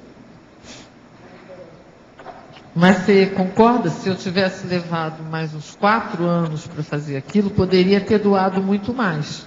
Poderia ter ganho muito mais. Lá no 700 Experimento, estou falando do meu caso. Não concordo com isso, não. Acho que era aquilo mesmo, mas só estou fazendo pergunta. Mas é a falácia que às vezes se usa. Se você atropela ou põe o carro adiante dos bois, em vez de se ajudar, você piora. Por exemplo, uma pessoa vem e fala para você, olha, Grace, eu estou precisando aí de R$5 mil para resolver o problema. Você pega e dá 50 mil para ela, você vai estourar a vida dela.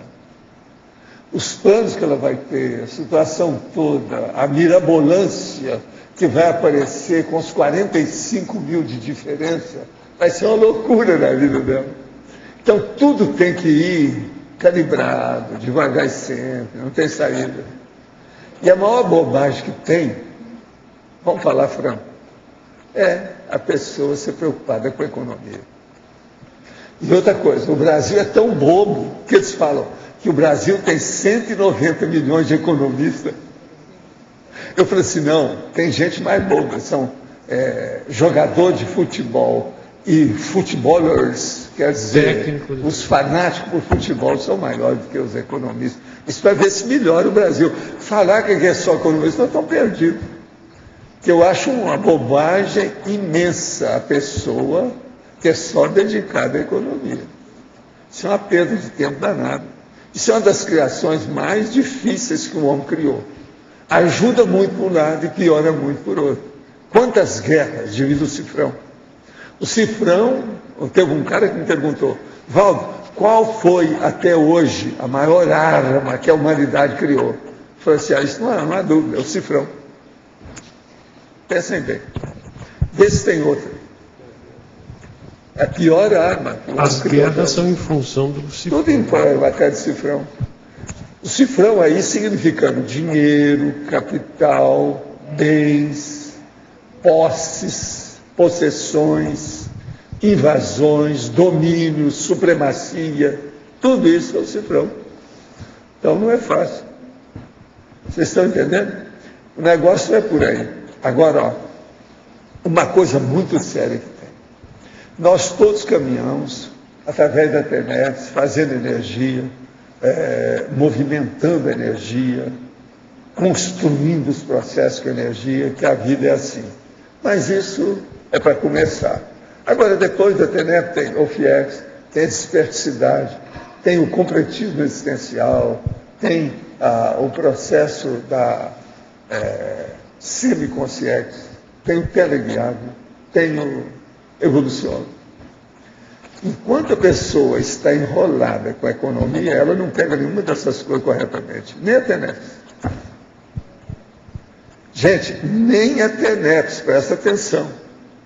Se uma pessoa é muito encasquetada, eu já vi isso, porque alguns fora daqui, lá nos States, cheios de dinheiro, sabia tudo sobre o negócio, mas não dava certo.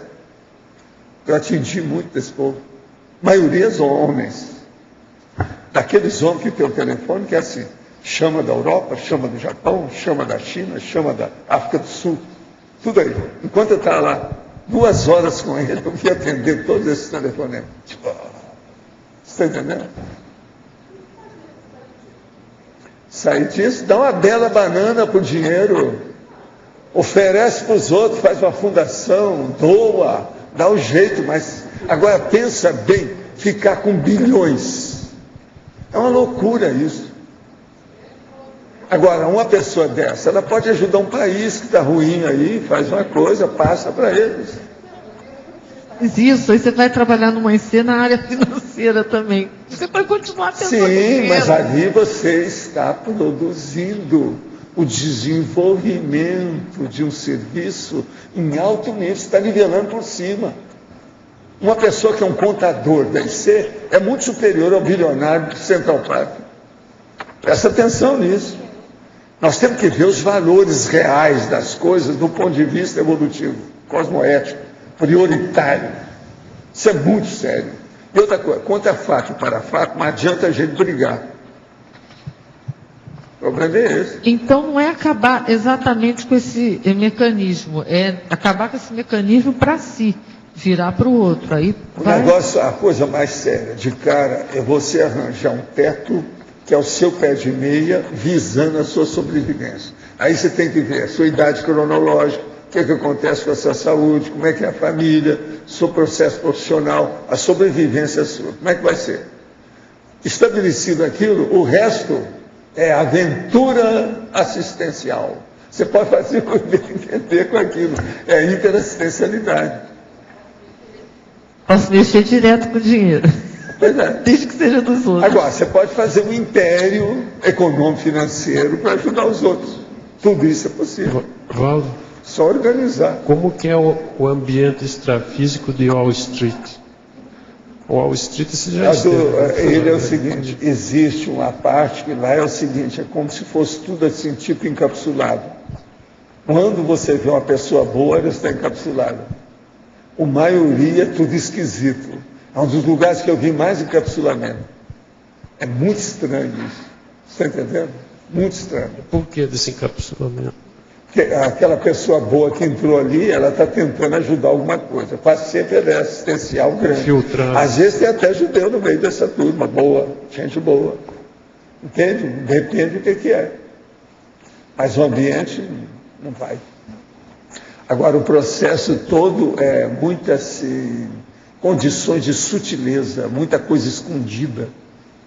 É horrível o ambiente por causa disso. Sabe? A camuflagem, segredo é a alma do negócio. É o problema, a base do judaísmo, o pan-judaísmo todo é baseado nisso. Então isso aí não é fácil. O Wall Street é justamente isso. Eu tive lá muito pouco tempo, só para ter umas noções da história e cair fora. Agora, depois eu estudei mais na Califórnia, lá, por causa do Wells Fargo Bank. Mas esse eu queria ver do ponto de vista prático, certas coisas, como é que era. Foi lá que eu vi as caixas de segurança muito superior a essas que tem aqui. Por exemplo, agora, ó, roubaram aquele banco aí. O Banco Itaú. Aquele é gente do banco que está no meio, tá na cara. Ficaram horas no Banco Itaú. Lá Pois é, o Banco Itaú está na cara, que ali tem. Aquilo tudo, a maracutaia foi feita de uma maneira terrível. E outra coisa, eles devem estar sabendo que o negócio está tudo escondido. Que ali tem erro do banco, erro dos funcionários do processo do banco, erro do povo que colocou o dinheiro, tudo tem ali. Agora veja, os caras entram lá e pedem até pizza para roubar. É só no Brasil que tem essas coisas. E isso nos Estados Unidos não tem. Agora, roubaram para chuchu. É muito mais que aquilo que eles falam, porque ninguém sabe o que é que tem nas caixas de segurança de banco. Eu sei como é que é isso, porque eu usei caixa de segurança no banco, uma certa época, que eu tinha uma coleção de material na ocasião que eu precisava de mexer e não tinha segurança onde eu estava. Eu arranjei uma caixa de segurança subterrânea. Mas aí eles roubaram uma dessas caixas em São Paulo. Isso faz uns 30 anos. Aí eu fui lá e tirei depressa minha documentação e nunca mais mexi com nada disso. Agora, é lógico, o negócio é a gente não conservar nada que seja de muito valor com a gente. É o que eu faço, eu não tenho nada. Entendeu? Tudo está fora. É outras coisas. E outra coisa, você tem um imóvel, por exemplo. Esse é indestrutível. Por exemplo, você tem um terreno. Mesmo dando um terremoto, ele ainda continua depois. Isso é um negócio terrível. Você pensar, é muito seguro, é segurança. Eu não preciso de tanta segurança, nem de seguro. Pensa bem. Você tem um terreno. Houve um terremoto, tremor de terra, ele continua firme. Ali, ele continua firme. Está entendendo? Tem muita coisa ainda. Pensa nisso. Essa é uma segurança chamada natural. É a companhia de seguro da natureza. Existem essas coisas. Imóvel. Mas então, nesse problema lá de São Paulo, aí acho que tudo acabou em pizza. Né? O Brasil também não deu vergonha. nada. Não, a coisa mais vergonhosa é porque o Lula também abriu mão dos bancos, né? Acertou tudo. Eles nunca tiveram tanto lucro no Brasil como aí. E outra coisa, eles dizem que pagam tudo, PT, essa coisa, tudo, tem dinheiro de banco atrás disso. Então você já viu. O Brasil está numa lama total do ponto de vista moral, né? Terrível. Tem um outro processo agora contra o Maluf, a família dele inteira. Sei, mas é mais de 1 bilhão e não sei quantos de dólares. Há mais ou menos 2, 3 décadas, eu tinha uma turma que era ligada à família, que eles gostavam demais do Maluf. Eu falei com eles, doravante eu não quero nada que ver com vocês. Gente que é a favor desse cara, não vai. Eu tenho medo de fazer qualquer coisa com vocês, sei lá. Como é que fica? Isso faz mais de 20 anos, em São Paulo. Gente da família. O que ele roubou diz que equivale ao PIB, da Bolívia. Ele pode fazer o PIB da Bolívia. Aqui, ele pode fazer um país por aí afora. É que eu não tenho ideia disso, não. O problema dele é acumular, né? O mal da maioria dos bilionários é a acumulação. Isso aí é uma pena. Eles não tem ideia do processo, o que é acumulação, como isso é negativo. Acumulação é assédio brabo, quando o negócio é excessivo. A gente tem que acumular aquilo que serve. Até o colecionismo pode ser positivo. Eu fiz força aí, nós fizemos holoteca a partir do meu material. Isso é colecionismo, é acumulação. Mas é acumulação de pesquisa. E é aquilo que eu estava falando aqui essa semana. Eu fiz de uma tal maneira essa acumulação, mesmo depois que eu dessomar, o negócio pode continuar. Eu vou dar a dica, o que é que pode fazer com o material que eu tenho. Eu estou com 22 armários de material. Isso não é de jogar fora. Mas você estava falando para a Grace ali, que ela perguntou como é que faz para o cara sair dessa. Você falou, não, larga tudo, doa. Mas um cara, por exemplo, na posição do Ike Batista, por exemplo, ele não pode sair, simplesmente largar... Por que não? Não, ele está em... Ele pode ajudar, ajuda o Piauí, que é um estado pobre, passa tudo para lá. Não, pode passar, pode mas ajudar assim... um monte de gente. Uma outra coisa, esse homem aí, ele não fez força nenhuma para ser isso, foi o pai dele que arrumou a fortuna dele, você sabe, né? É, sim. De modo que isso aí está mal contado, não há opção de coisa atrás disso. Mas assim, as famílias, O funcionários... Batista, pai dele, conhece tudo sobre o processo de mineração do Brasil. A da maior cabeça do assunto. Então ele viu o filho e arranjou o negócio. Agora, ó, isso é muito bom por um lado e é péssimo por outro. Ele pegou o mapa Como é que fica o futuro? Mas e as famílias e milhares de funcionários, as empresas que... Tudo isso pode ser feito sem nada. Você pode desfazer uma firma inteira sem julgar ninguém dessa jeito. Você pode acertar a vida de todo mundo. Eu já trabalhei com isso, eu sei como é que é, mano. Que é isso? Um dos lugares que nós trabalhamos tinha 1.860 funcionários. Tinha que passar para 800. Foi tudo feito. Sem ninguém ficar perturbado. Ninguém foi reclamar na barra da justiça lá. Nada. Tem que ser bem feito. A favor de todo mundo. Não é simples, né? Uma coisa mais... Não é tão simples. O negócio é complexo, porque envolve muitos interesses. Agora, tem que entrosar isso tudo. Mas isso é possível. Tudo isso é possível. Imaginou o Valdo, dono de empresa, resolvesse, em vez de fazer conscienciologia, ter empresas? Ele ia ser o quê? Trilionário? Agora, uma hoje, pessoa o dessa processo que às vezes abrisse milionário é mão. muito fácil. Qualquer imóvel no Rio e São Paulo está valendo 2 milhões. Então, isso é besteira. Vocês lembram que um dia que falaram que tinham aceito o Brasil para fazer a Olimpíada? Então, isso é ruim. Os imóveis vão aumentar tudo, vai criar um problemão. Já aumentou, que eu tenho imóvel no Rio. Então é um problema. Agora, gente, vamos ver aqui. Adriana, é com você. Em Culturologia, página 46, consta a sociabilidade no contrafluxo da cultura do papo de botequim. Você está querendo dizer que tais papos são completamente inúteis? Muitas das vezes surgem muitas interatividades nesses ambientes. Amplie, por favor, essa sua ideia. Sim, é tudo uma questão de percentual, né? Não são inúteis, não é pior do que isso, né?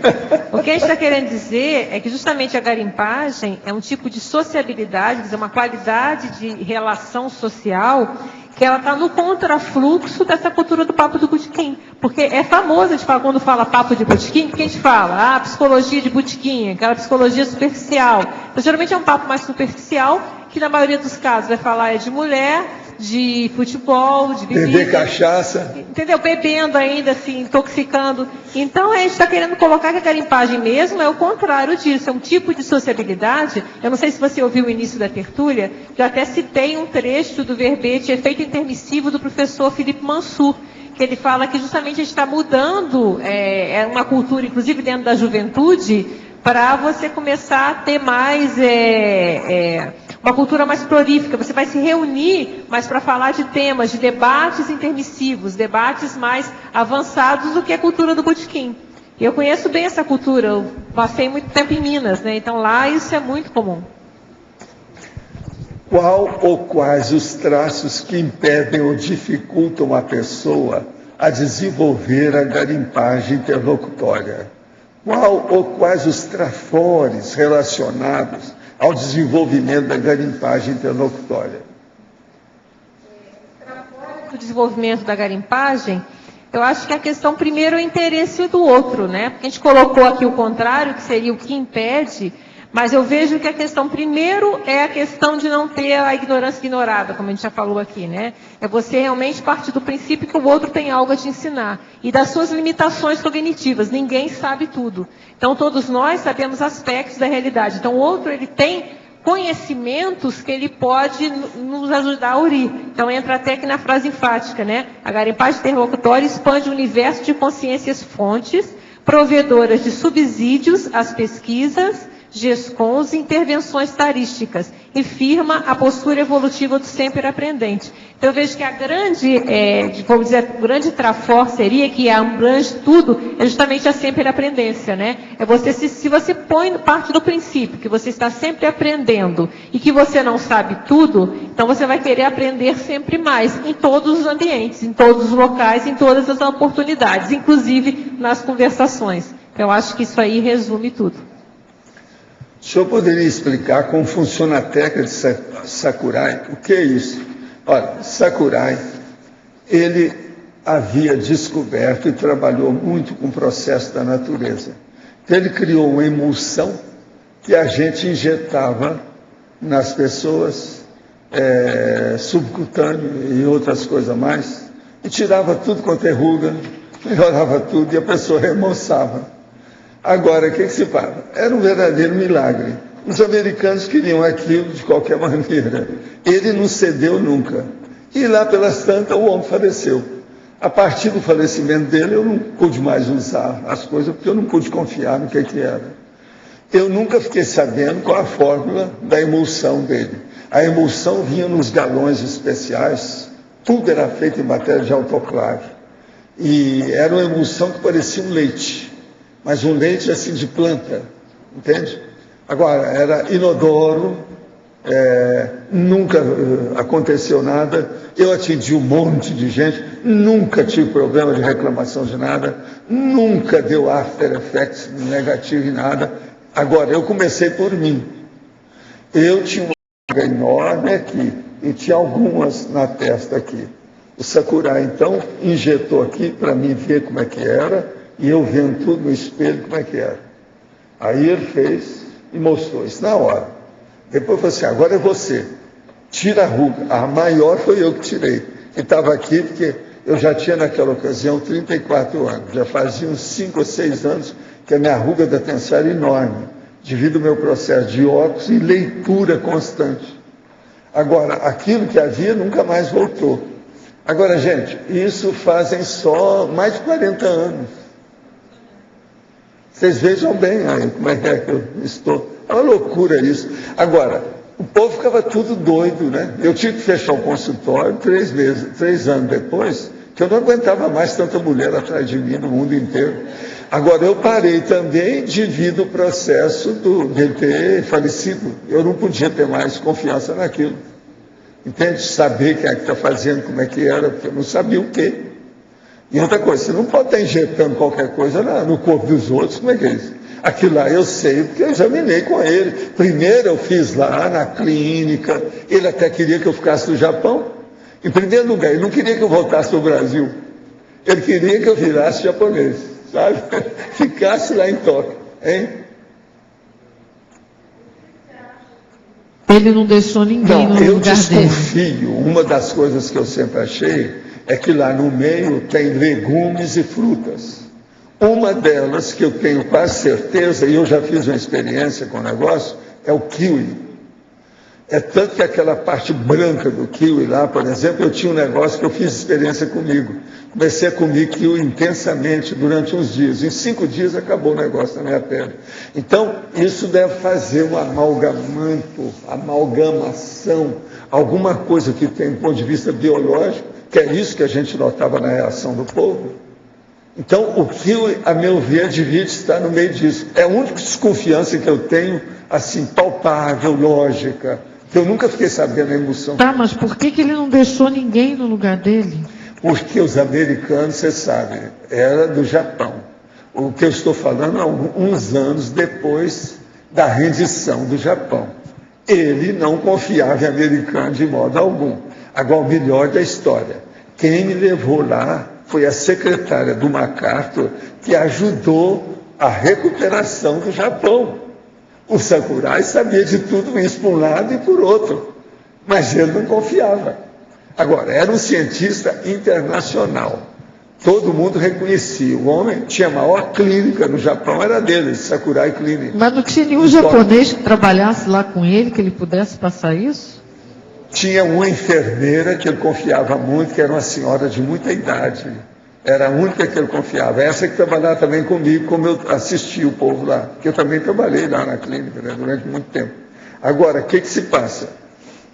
Eu não podia confiar, de uma hora para outra o homem morreu, ninguém estava esperando nem aquilo. Aí eu falei assim, eu não mexo mais com isso. Nunca mais eu trabalhei com nada. Agora, o que se passa? Para a pessoa entender, essa emulsão, ela não é colágeno puro, do jeito que eles fazem. Não tem nada disso. Esse colágeno, depois começaram a falar, não é bem.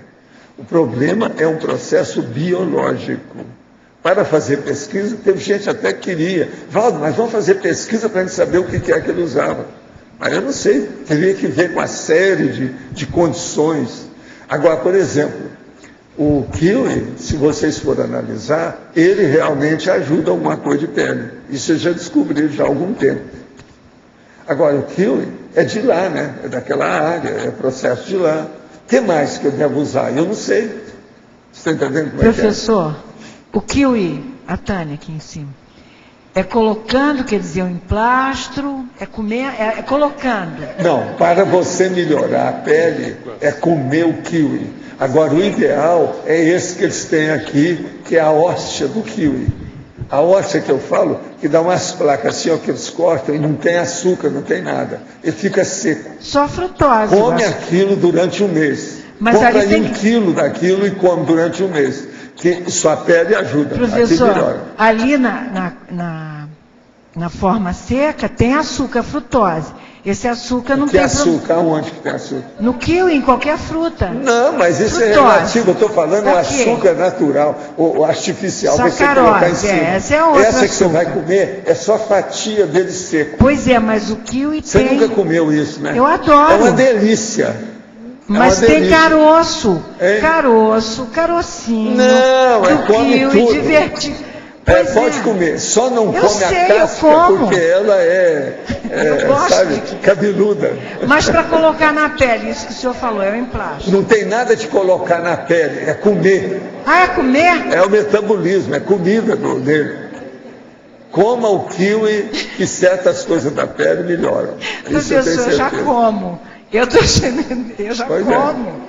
Eu tenho 64 anos na face. Agora, por exemplo, uma pessoa, ela tem aí um pequeno nódulo na pele. Aquilo não sai. Por exemplo, pode ser um processo na bochecha, como aconteceu comigo. Perto da gengiva, alguma coisa nesse sentido. Ela faz a experiência de comer o kiwi. Ela vai ver que aquilo some logo. Isso é impressionante. Então, por exemplo, tipo papiloma, essa coisa toda. Agora, veja, é justamente a ação que dava com as emulsões do Sakurai. Mas eu não sei o que mais que tinha nisso. Forma é um negócio difícil. Eu não posso pegar só o kiwi e pegar toda a parte branca, mole que ele tem lá no meio e usar só aquilo para fazer emulsão. Ficaria até uma emulsão parecida com a dele. Mas não é a mesma coisa, eu não posso ter confiança nisso. Entende? O Sakurai, ele ajuda a OIC, mas ele também nunca tocou no assunto, ele deixou para lá. Eu não vou entrar nisso. Está entendendo? O Nário sabe da presença do Sakurai, que eu falei com ele, que o Sakurai um dia chegou e falou que ia ajudá-lo na questão da OIC. Agora, eu confio muito no Sakurai. Nós ficamos muito amigos, eu com ele. Ele já era bem mais de idade do que eu, mas ele gostou do meu jeito. Agora, ele gostou por várias coisas do meu jeitão. O meu problema de fazer assistência, que ele sabia porque a Zéu, que era a Rachel Morris, que ele tinha inteira confiança, que era a tal secretária do Macaco. Você sabe que o Macaco é que renovou o Japão, né? Depois da rendição do Japão na Segunda Guerra. Então, ele tinha confiança nela. Ela, então, falou tudo a meu respeito em matéria de assistência. Isso aí mexeu com ele. A segunda coisa que mexeu com ele era o meu processo parapsíquico. E a terceira, a minha habilidade com o processo de mãos. Eu sei ambidestro, esse negócio todo, ele ficou doido com isso. A hora que ele viu como é que eu fiz aqui o negócio, fiz bolas. Na hora, do jeito que ele fez comigo, eu fiz comigo. Isso instantâneo, assim. E o meu processo era maior do que o que ele fez. O meu aqui era bobaginha. Ele aqui, o outro aqui já era bem pronunciado. Então, com isso, ele gostou. Falei assim, não, vai ser bom ter você aqui, que nós podemos expandir aqui o processo da clínica. Mas vocês pensam bem, eu morar no Japão e deixar essas coisas, eu penso, não, doutor, não dá. Eu tenho um serviço para fazer, eu tenho um projeto, eu tenho que levar isso para frente, como é que nós vamos fazer? Até que seria bom, né? Mas no Japão, com aquela vida lá, eu vi a opção de coisa que está tudo errado, meti o pau na história. E outra coisa, ele era a favor das coisas que eu observava, das críticas que eu fazia. O negócio de ter gente demais, o processo todo difícil. E outra coisa, isso só piorou de lá para cá, não teve nada que me tivesse melhorado. Agora, Adriano, incomunicação, página 47. Tenho afinidade com os itens abaixo. Como melhorar? Darei a intensidade subjetiva de 0 a 10. Presta atenção. 2, arrogante, intensidade 7. 3, egoística, intensidade 4. 4, fofoqueira, intensidade 3. A maior parte impacta no lado profissional. 5, frívola, intensidade 3. Estou esforçando para melhorar o meu holopensene. Sinto que esses itens correlacionam-se com a insegurança, autovitimização e autocorrupção. Além disso, sinto reverberação energética no laringe chakra, baixa lucidez e dificuldade na retilineidade pensênica. Você quer falar alguma coisa? Você vê aí o que você já fez, achei bem interessante. Você viu, né? O que ele fez? O arrogante está o maior. É o 7. É o 7. Então, eu acho que... Egoística 4, fofoqueira 3 e frívola 3. Eu acho que você pode começar atacando esse arrogante, né? Então, lê aquele verbete de ignorância ignorada e começa a ler mais, porque eu acho que está faltando estudo. E quanto mais a gente estuda, mais a gente vê que a gente não sabe nada, né? A gente sabe muito pouco ainda. Então, e as pessoas, as genialidades estão aí para a gente aprender com elas. Então, se você começar a pensar um pouco mais sobre isso, pode te ajudar nas outras situações aqui. E algumas que você falou é mais, fofoqueira, é só parar, acabou, opção pelo autodesassédio, não vou fazer mais, acabou. Ver talvez os prejuízos, né, que tem nessas posturas mais imaturas mesmo, né? Eu acho que isso pode te ajudar, então.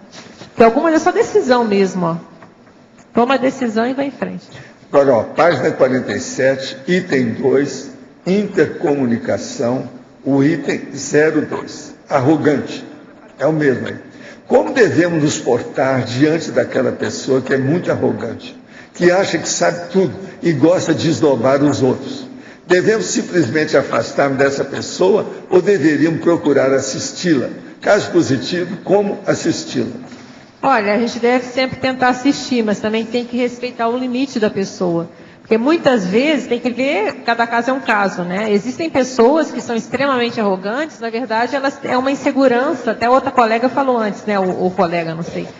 Da questão tem uma insegurança enorme por trás. Então a pessoa ela não admite, o que ela sabe, ela se aferra com unhas e dentes naquilo que ela sabe, porque ela tem muita insegurança na própria capacidade de rever as próprias convicções.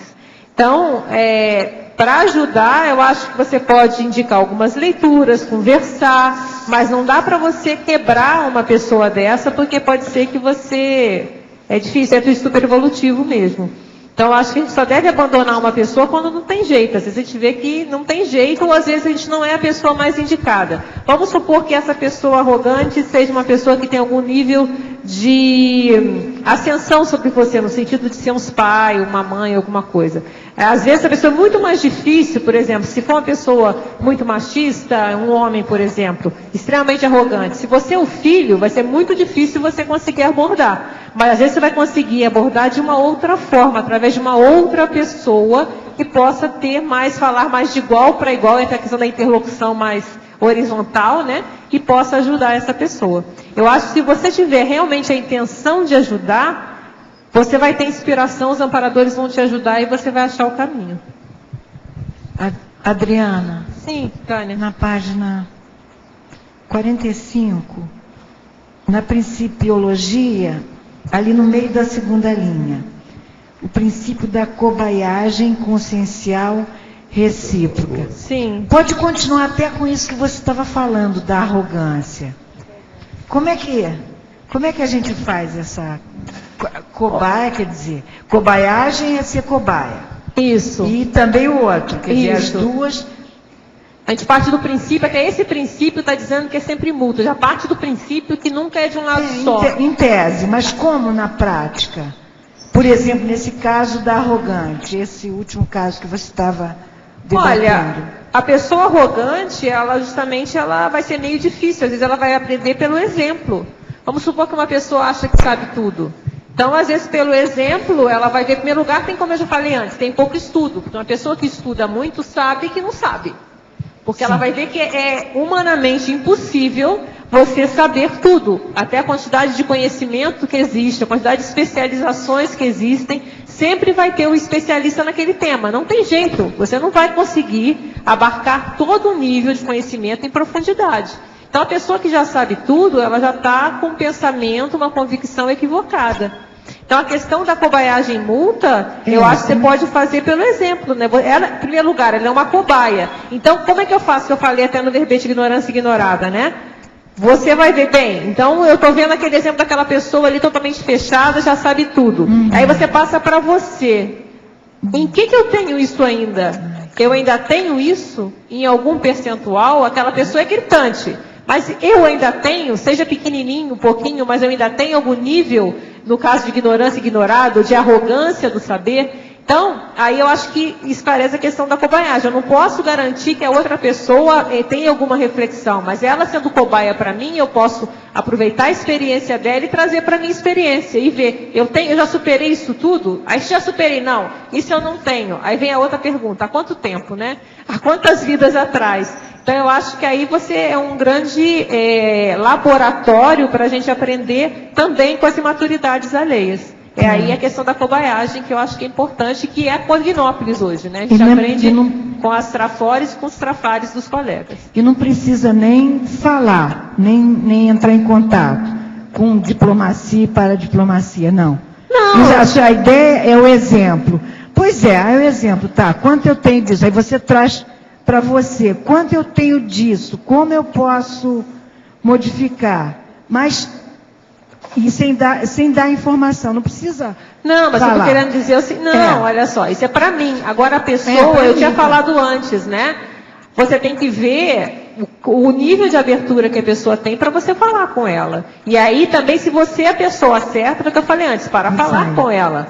Às vezes uma outra pessoa que vai falar. Então, isso que eu falei não é dizer que você não vai abordá-la, mas tem que ver primeiro se ela está aberta a isso. Você não vai lá, a pessoa não quer saber, você vai forçar a sua presença. Se ela tiver abertura, aí você pode também ter outros meios de você tentar chegar nessa pessoa, às vezes indiretamente. Muito bem. Às vezes é um colega dela, às vezes é outras situações que você pode tentar abordar. É isso que eu estou querendo dizer. Não tem uma fórmula pronta, Tânia. Você vai ter que estudar aquele caso e que eu falei. Se você tem você tem a intenção de ajudar, você vai ter as inspirações da melhor forma de chegar nessa pessoa. Então, ok, muito obrigada. Adriana, Alzira novamente. Adriana, você já apresentou, defendeu vários verbetes. Sim. Quais são os critérios ou as variáveis de escolha dos temas que você faz? Você poderia explicar isso? Olha, é bem diversa, né? O caso desse garimpagem, ele veio numa TENEPS, mas não veio o nome foi vindo depois. Eu até estava questionando aqui a questão do nome, que eu fui usar a garimpagem e veio o tema de dinheiro aqui aberto. Eu fiquei pensando, será que eu olho o pensene da palavra garimpagem, né? Eu fiquei engraçado, né? Então me veio a ideia, não o nome. E esse foi, em função, eu estava fazendo um balanço, eu tinha perdido uma pessoa querida muito recentemente, e eu comecei a fazer um balanço da importância daquela pessoa na minha vida, o que ela representou aquela pessoa na minha existência. E aí eu comecei a observar vários aspectos, e eu comecei a pensar, eu aprendi muito, mas também poderia ter aprendido mais. Eu poderia ter uma série de técnicas que essa pessoa tinha e que na hora que ela dessomou, aquele negócio que eu falei, vai ser mais difícil agora aprender, temos que esperar outras oportunidades. Então eu refletindo sobre tudo isso, e essa situação. E aí eu comecei, isso tem muito tempo, já tem mais ou menos uns 3 anos, eu fui elaborando esse conceito do garimpagem com o tempo. Agora, tem outros verbetes que a ideia vem o nome certo, vem o nome, vem a ideia, vem tudo. E se eu já tenho experiência naquela área, o verbete sai muito mais fácil. Outros eu vou elaborando com o tempo. Então, não tem uma fórmula, sabe, Alzira? A questão vem, às vezes é uma coisa que eu já estudei, às vezes é uma coisa que vem um aspecto da realidade que eu vejo e que eu vou tentar dar um nome, tentar explicitar. Então, varia, às vezes uma conversa que eu tenho com alguém, tem alguns verbetes que saíram de conversa, né? O próprio um que está vindo aí, o senso de mérito, foi durante uma conversa, no ECP2, com uma colega, e a gente começou a discutir um assunto, e eu pensei, isso está faltando senso de mérito. E aí surgiu o verbete senso de mérito. Então, varia bastante. E eu uso muito a questão da interlocução até para vir ideia de verbete, para mim e para os outros. Agora, você usou garimpagem, colheita e recolta. Ainda pode pôr pinçagem, escolha, seleção, pescagem, etc. Olha, nós esperamos os próximos verbetes. Dos nossos comerciais, por favor. Obrigada. As pontuações da tertúlia de hoje foram 63 assinaturas no livro de presença, 17 perguntas presenciais, 26 perguntas respondidas online, 38 votos presenciais, 8 votos online. Hoje temos 4 recados. Roberto, 2º Congresso Internacional de Verbonologia, Neida, 5ª Jornada de Educação, Alcira com 5 baia, Marisabel e Cecília, heterocrítica de obra útil. Pessoal, faltam 10 dias para o Congresso de Verbonologia. O tema que eu estarei tratando no Congresso diz respeito à autopesquisa retrocognitiva. Como vocês já devem ter percebido aqui na tertúlia, a retrocognição é um dos temas que mais chama interesse e a curiosidade, né, nossa, enfim, de todo pesquisador da Conscienciologia. E um dos objetivos dessa pesquisa é estar mostrando que a mera curiosidade ela vai ficando pequena diante da quantidade de informações, né, relevantes sobre o autoconhecimento da pessoa a respeito de si mesmo. Então, o tema de autopesquisa, dentro da releitura autobiográfica, ele vai enfatizar justamente isso, o valor do autoconhecimento a partir da pesquisa seriexológica, da pesquisa retrocognitiva. Aguardamos a todos para reforçar esse debate sobre a autorretrocognição.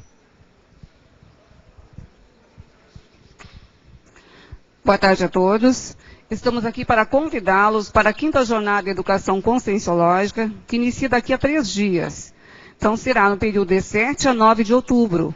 É um evento de interesse para toda a CCCI, e em especial para os docentes de Conscienciologia, e também os professorandos. Nós teremos, gente, durante a jornada, 3 conferências, 4 meses de debate, 12 trabalhos e 20 pesquisadores apresentando seus trabalhos. Haverá também o lançamento da revista de Parapedagogia, o lançamento do Colégio Visível de Parapedagogia e o lançamento da Universidade Aberta da Conscienciologia. No período que segue pós-jornada, na segunda-feira, nós teremos MBE para professores de Conscienciologia, itinerância conscienciológica, pré-aula de Conscienciologia. 3 cursos de interesse de professorandos. Na terça-feira, dia 11, teremos oficina de plano de aula, MBE para professores de Conscienciologia e um workshop mecanismo de aprendizagem. Também outros eventos de interesse de professorandos. Na quarta-feira, nós teremos um tema que vai ser do interesse de todos. Profilaxia das abordagens dogmáticas. É um tema que será apresentado pelo professor Marcelo da Luz. E na quinta-feira, nós teremos Fundamentos da Cientificidade, com o professor Hernandes Leite. Então, vejam, a programação está bem extensa e do interesse de todos. Quem tiver interesse, compareça à recepção do CAEC, ou pelo telefone 45 3525 2652, ou ainda busque informações pelo e-mail contato@rependência.org. Não percam a oportunidade de participar. Boa tarde. Você quer fazer uma garimpagem na sua intraconsciencialidade? Venha participar do curso Consciem Cobaia Voluntária do Conscienciograma no próximo dia 12 de outubro agora, no feriado. O curso acontece na IC Consus, das 15 horas às 20 horas. As inscrições e informações podem ser realizadas na recepção do CAEC. Obrigada. Boa tarde a todos. Esse é um convite especial para o voluntariado da Conscienciologia. Nós vamos estar no Heterocrítica, de novembro, 5 e 6 de novembro, debatendo, estudando e debatendo um estudo de caso sobre voluntariado. E, aproveitando aí o ensejo da garimpagem também, do valor econômico, esse livro ele mostra o voluntariado como um valor econômico. Então, o estudo de caso diz o seguinte: vamos tomar o caso da ONG Parceiros Voluntários, que em apenas 10 anos de existência, aproxima-se de alcançar um engajamento de 300 mil voluntários no estado do Rio Grande do Sul. Ela recebe apoio econômico de algumas empresas, mas ela conta com um aporte que vale mais do que dinheiro, que é o esforço e trabalho dos voluntários atuando em todo tipo de frente de campo social, agregando entidades e lideranças sociais que se mobilizam para organizar essa ação. Podemos estimar, com uma aritmética simples, o valor desse trabalho sob o aspecto econômico. Cada voluntário disponibiliza uma média de 4 a 5 horas de trabalho por semana, que dá de 16 a 20 horas por mês. E uma porcentagem alta desses voluntários é constituído por pessoas muito qualificadas, em termos de educação, com grau de ensino superior. Se multiplicarmos 300 mil voluntários por R$20, chegaríamos a 6 milhões de horas trabalhadas. Se cada uma dessas pessoas fosse remunerada em R$1, seria 6 milhões. Se fossem remuneradas em R$10, seria 60 milhões. Se fosse em R$20, seria 120 milhões. Isto, gente, é o case desta ONG, Parceiros Voluntários, que é referência no Brasil e no exterior. Aí chega o povo aqui e pergunta: nossa, e a Conscienciologia é feito de voluntariado? Não é possível, deve ter outra fonte. Não, nós somos uma força grande, gigante. Por isso que esse livro chama O Quinto Poder. A força do voluntariado é enorme. Agora, será que nós não estamos sendo um gigante adormecido?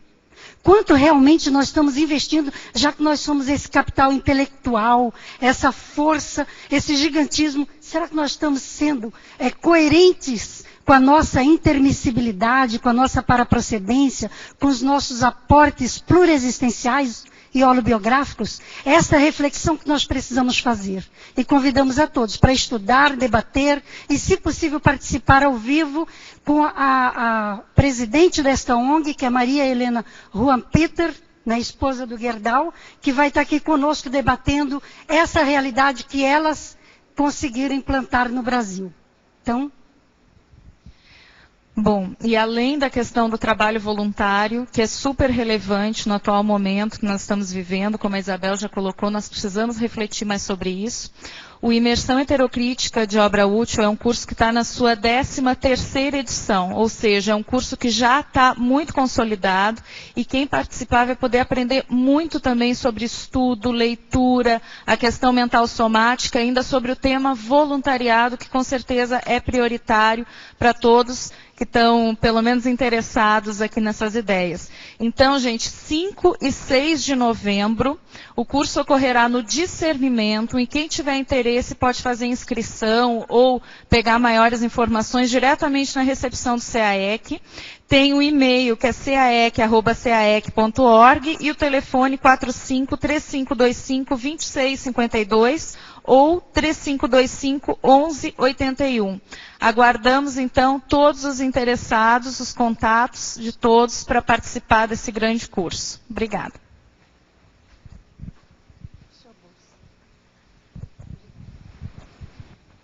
O verbete eleito para amanhã é Sociofilia Evolutiva, especialidade Sociologia. Autora, a professora Mabel Teles. Obrigada e boa tarde a todos.